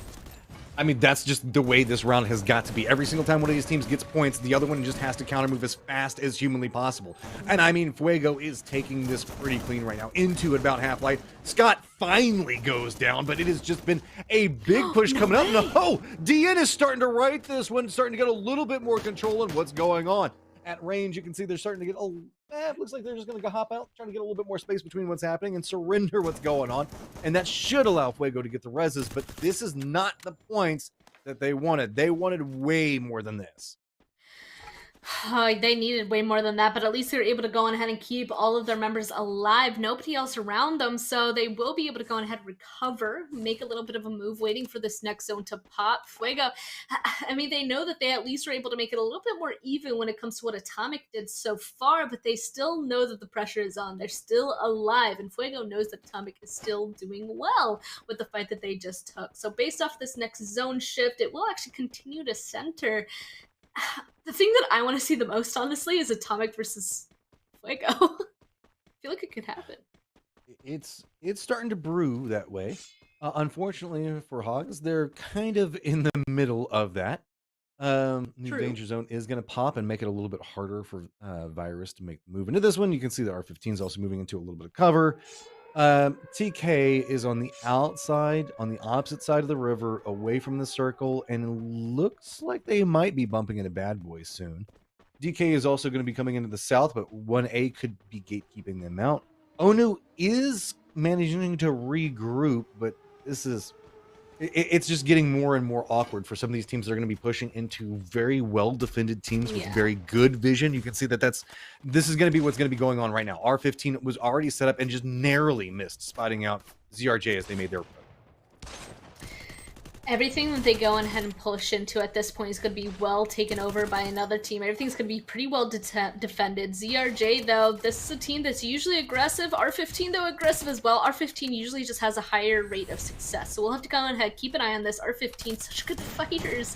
ZRJ, though, want to be aggressive. Oh, and of course, using those snipers, though, we'll go ahead and get a knock at a 1. R15, all 4 of them still up. ZRJ having to kind of scrap it out. They need to go ahead, kind of turn this around. They need to get a trade. Looks like it's not happening just yet. Another one of them goes down, and I think there's only one left. It is, and that is it. R15 picking up all of ZRJ. That is definitely a good start. 6 kills. That was just clean. I mean, a little bit of damage, but the way that they moved around those walls, it was just unrelenting. There was nothing to be had. And yes, Bad Boy, you are around multiple members, Tengus, but I don't think that they are super aware of that, and I don't think that you really want to do anything to them. Now, Tengus is going to have to make a cross. Does Atomic? Are they still gatekeeping this one out? No, Bad Boy. No. You're about to find yourself in a not good position. Oh, yeah. Oh, Tank spots it out. Tap. Oh, okay, there you go. I was going to say, please Tank. I saw myself drop down to 23. I was like, please don't lose that. I mean, hopefully he dies fast enough for the rest to res. They were trying to go on ahead and get those reses, actually. One of the members of DN's all the way in the blue zone, trying to use one of the revival stations. So I think they might have just turned it around. We'll have to wait and see, though. I think that's quite interesting. And of course, Virus Gaming, they heard the fighting. They want to go on ahead and sniff it out. And, man, R15, they just celebrated. They might turn around. I mean, they're starting to right this one. Cometron now down from a good sniper shot. Looks like Operation Rescue Bestia is being successful. Victor now goes down right after Cometron gets rezzed, and so it's just being a cycle. Victor even gets flushed. This was an aggressive virus into a very vibing R15 right now. These guys are in their element and absolutely loving it. They are, at this point, hoping that virus continues their push into them. Oh, gotta go on ahead and find themselves some cover. Didn't quite make it, but at least he's inside the building. He is safe. And the thing is that the other team not in a position to push at all. Well, I think I missed it. It's just you can't peek windows. R15 just won't let it happen. Oh, man. And they're stuck there, too. R15... Yeah. I was worried about R15. I feel like I'm not anymore. Just one nade in there as well could potentially just turn this around. Oh. Did Virus not realize Diablo's position as he came? He just popped in right back behind them and destroyed them. 10 kills now for R15, and they are feeling really, really good. Unfortunately, the circle does shift away from them, but at this point, that's just more people to kill on the path that R15 wants to take. Oh yeah, they're blazing. They're paving a path up into that victory. 10 kills so far. Honestly, they're going to be running straight into Hogs if they run straight into zone. And I kind of want to see that fight as well. I feel like right now R15 definitely feeling themselves, but we'll have to wait and see just how well they're going to be able to perform. If they go a little bit further to the south, there's going to be Onu. Onu still alive at this point. And based off the rotations that are happening right now, I think I might just get my wish with Atomic versus Fuego, but still have to kind of hold my breath and wait and see. Oh no. Onu is holding the wall that R15 is approaching. They're so close to placement points. Are they going to be denied yet again? R15 is just coming up right back behind them, looking like they're eyeing the building. Onu, you have to read this. You have to know that it's coming. They're rolling right up on top of you. What is happening? No. They're just crossing right into this. Finally, some shots are going to come out. Bestia is going to be able to get the shields down. But look, R15 is already so close inside of this one. Onu's trying to survive. Are we going to see Onu be able to turn this one around? We are going to see Grenade go down. Diablo's going to go down. Onu finally finding the points, and it's going to come at the cost of R15. Oh my goodness. Oh no, it doesn't look too good. Of course, we still have 3 of them still alive, still inside the building. They have the card, however, on their side. It looks like Daba tried to go ahead and run away, but at this point, Hax is actually getting involved, making sure that nobody is going to be able to leave this situation. Onu actually going to go ahead and sneakily kind of take that down from them. Let's see. Onu knows that there's only about 1 left. Paying attention to that kill feed. Bestia, though, he is strong and he's going to glue wall. Oh. All right. Good shot. Finish it out. Onu, 3 kills. There we go. Onu finally getting their feet underneath of them, getting some points, but just in time to now be entirely held by Hogs. Hogs is going to have to move, though. That's the benefit for it. So maybe Onu can find a path in with this one. TK also alive at this point, but they've got themselves a scary friend next door, and that's going to be Fuego. Yeah, and right below them, of course, we could see Atomic starting to make a move on in. I'm surprised Atomic, they just ran through like a couple of teams, but they ended up not getting in a fight with any of them, it seems. But... Look, it's Atomic moving into a gatekeep position early, realizing the strength of position, and waiting for the other teams to come in. It's like clockwork. Mm-hmm. It definitely is. I feel like Fuego also kind of has themselves a little bit of a position like that too. You can see Scott starting to make a push on out actually to make sure that TK can't get any closer, can't make it inside zone, but just one person moving out, kind of a little bit of a concern. Here's the fight that we've been waiting for though. We knew Onu and Hogs were going to go ahead and take the fight. Onu Prince, the last one alive, as Hogs. They had the little bit of a better position, but oh no! What? Prince 1A is harassing this at range and are going to come in right back behind it. Onu finally gets a second of control, and 1A is like, no, sorry. We're going to come into this one back behind it. Can we see Prince be able to perform something here? There's just not a lot of safe angles. Look at the amount of walls that have gone down just to try to creep in. But this is the exact same moment that TK is coming in. So now Fuego is distracted. You can see Smith playing around the outside of it. Ghost trying to see if he can connect the shots in. It's just a juke between them. 1A does get one of them down. And now it's going to be Onu does get eliminated. 1A now has a path into the circle, feeling very, very comfortable. Back on the other side of this, Fuego and TK. Calvin down, and TK doing a good job of controlling this upper area. No way, Tank jumps on top of them as well. What?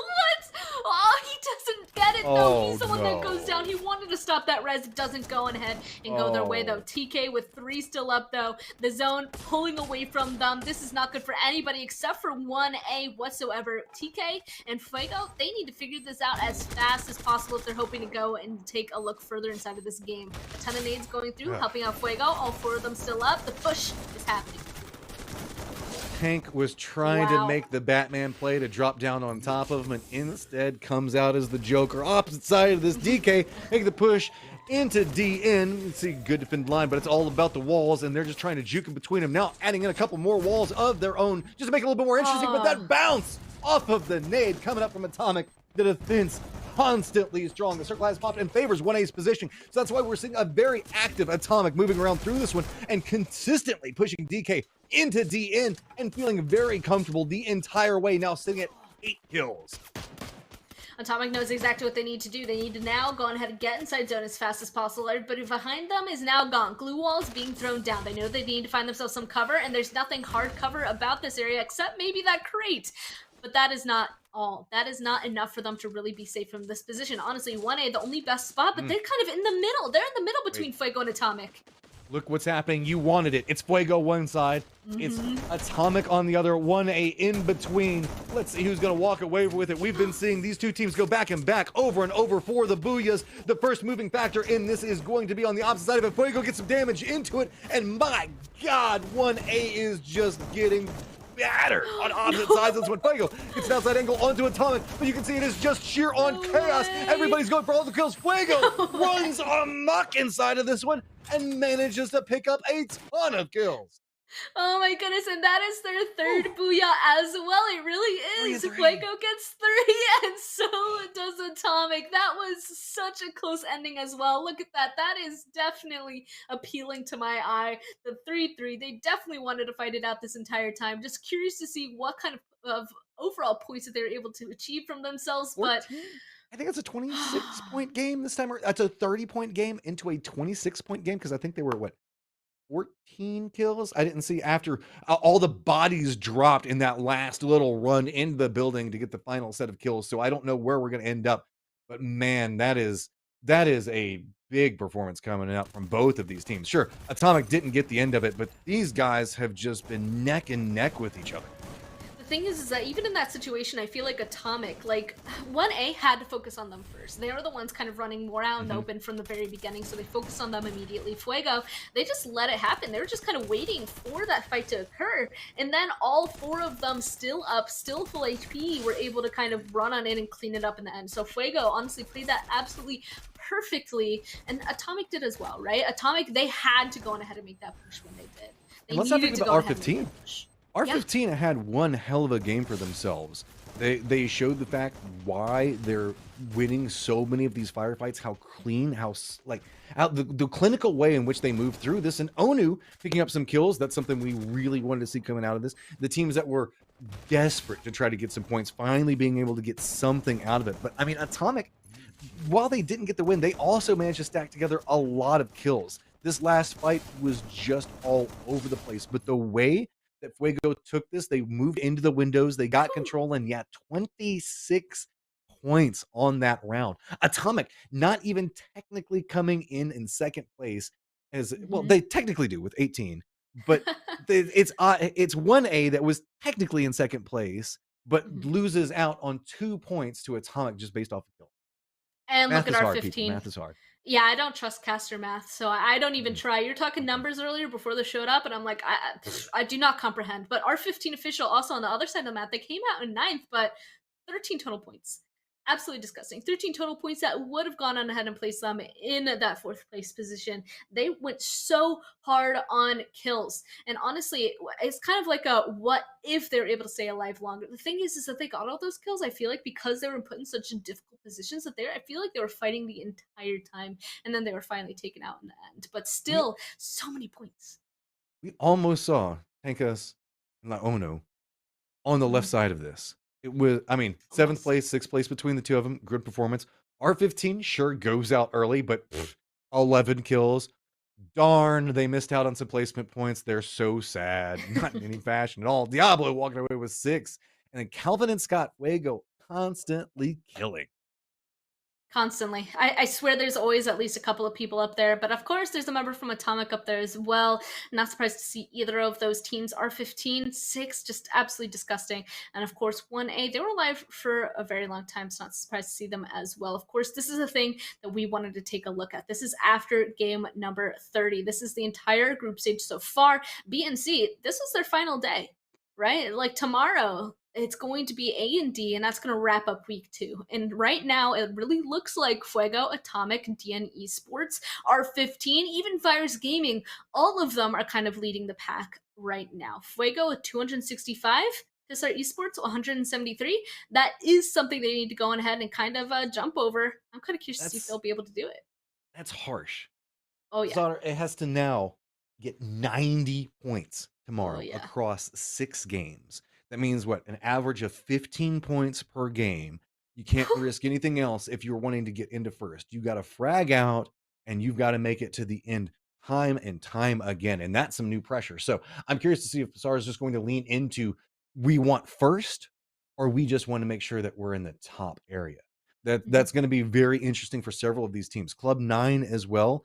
There is a climb, and it should be pretty easy for them to jump a couple just to get into that comfortable position, being able to make it into the grand finals. But the scary part is we might actually see Pissar have the capabilities to run up and rival Fuego. Oh, yeah. I wouldn't be surprised. They're a terrifying team. I mean, they had so many points above everybody else coming into today when everything was equal. Honestly, I had a feeling that people were going to be jumping above Pissar Esports at this point, but I didn't realize how many. I was definitely expecting 1 or 2, but did I expect 5? Not really. But now I'm really excited to see just how much further they're going to be able to jump in this situation, same with the people right below them. And of course, that's going to happen in the 6 games tomorrow. Well, the 5 teams that managed to jump them are the 5 teams that got all of the points today. Scott, 44 kills. My Lord. Think about that's That is so many teams he is essentially killed by himself. Grow back behind that, no surprise. Big performer every single time that we see him. Calvin Competitors back behind that. 3 Fuego members. 3. Yeah. Wow. I was staring at it. I'm just like, this is overall. This isn't even from this game. This is overall. Overall kills. But hey, half the teams haven't played, so it's not entirely Yeah. fair. Yeah. But still 3 of them. Still. Still 3. I'm impressed, Fuego. You win. You have impressed me on a level that is quite insane. Look at the average kills. Calvin, look at you, dragging it down, not having an average kills above 2. What's going on with you, man? This is just a ridiculous score line. Team game. Yeah, no. I mean, all of them still being able to pick it up. I mean, 8.2 average kills. 5.1 average placement. I mean, just the 8.2 average kills is disgusting. Just in that itself. Like, that's, just assuming people get 8 kills every single game. They wipe out 2 teams every single game. More than that every single game. Just casual, kill 2 teams every single game. And also make it into 5th while killing those 2 teams every single game. Oh, that is nuts. Atomic, though, having a good day for themselves. The average kills, like you were talking about, just a little bit lower. That's the separating line between these 2 squads. Atomic's figured out how to get into the end game, but with their macro play, the way that they like to move into those end game circles and move into the strong points, they're also missing out on a lot of the edge fighting. And I think that's where we're seeing the kill difference. They're going for the end game fight, but they're missing out on a couple of kill points that Fuego is capable of getting moving into the end-game fight. Potentially. I mean, even today, Atomic and Fuego were literally neck and neck just for today. For the overall, though, Fuego definitely just does have a couple more points than Atomic just for this entire event. And there it is, actually. They were neck and neck, but actually Atomic today actually did better. 50 kills and 100 total points. Fuego actually had more by 3 points with 97. But just the number of kills and the booyahs that they were able to achieve, that makes Atomic way more consistent when it came to their total placement points, which is very impressive. I'm kind of curious to see if they're going to be able to continue this trend line and see if maybe they'll actually be able to catch up to Fuego overall. I mean, just a casual 2 teams at 100 points on a day. My lord. Yeah. That is well played. You got to say that, all considered. I am really excited about tomorrow, though. Like, eyes on the prize, looking at what we're going to be looking forward to. There's a reckoning coming, and I think that we're going to see a couple of these teams realize the fact that they have the opportunities to step into this one. Man, we're getting to the end of this one. Do you have any final comments before we close it out?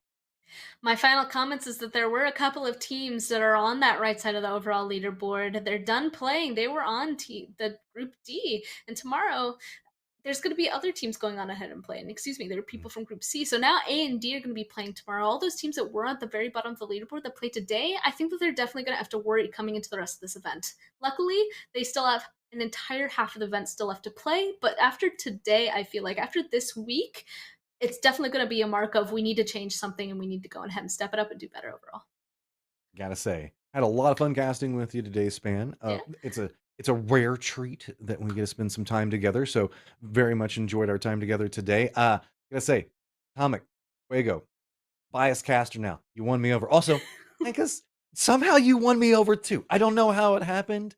Maybe it's the heart, maybe it's the chaos that surrounded you, but you're fun to watch. All of these teams put on a stellar performance. Make sure you guys go give them some following, follow their social media.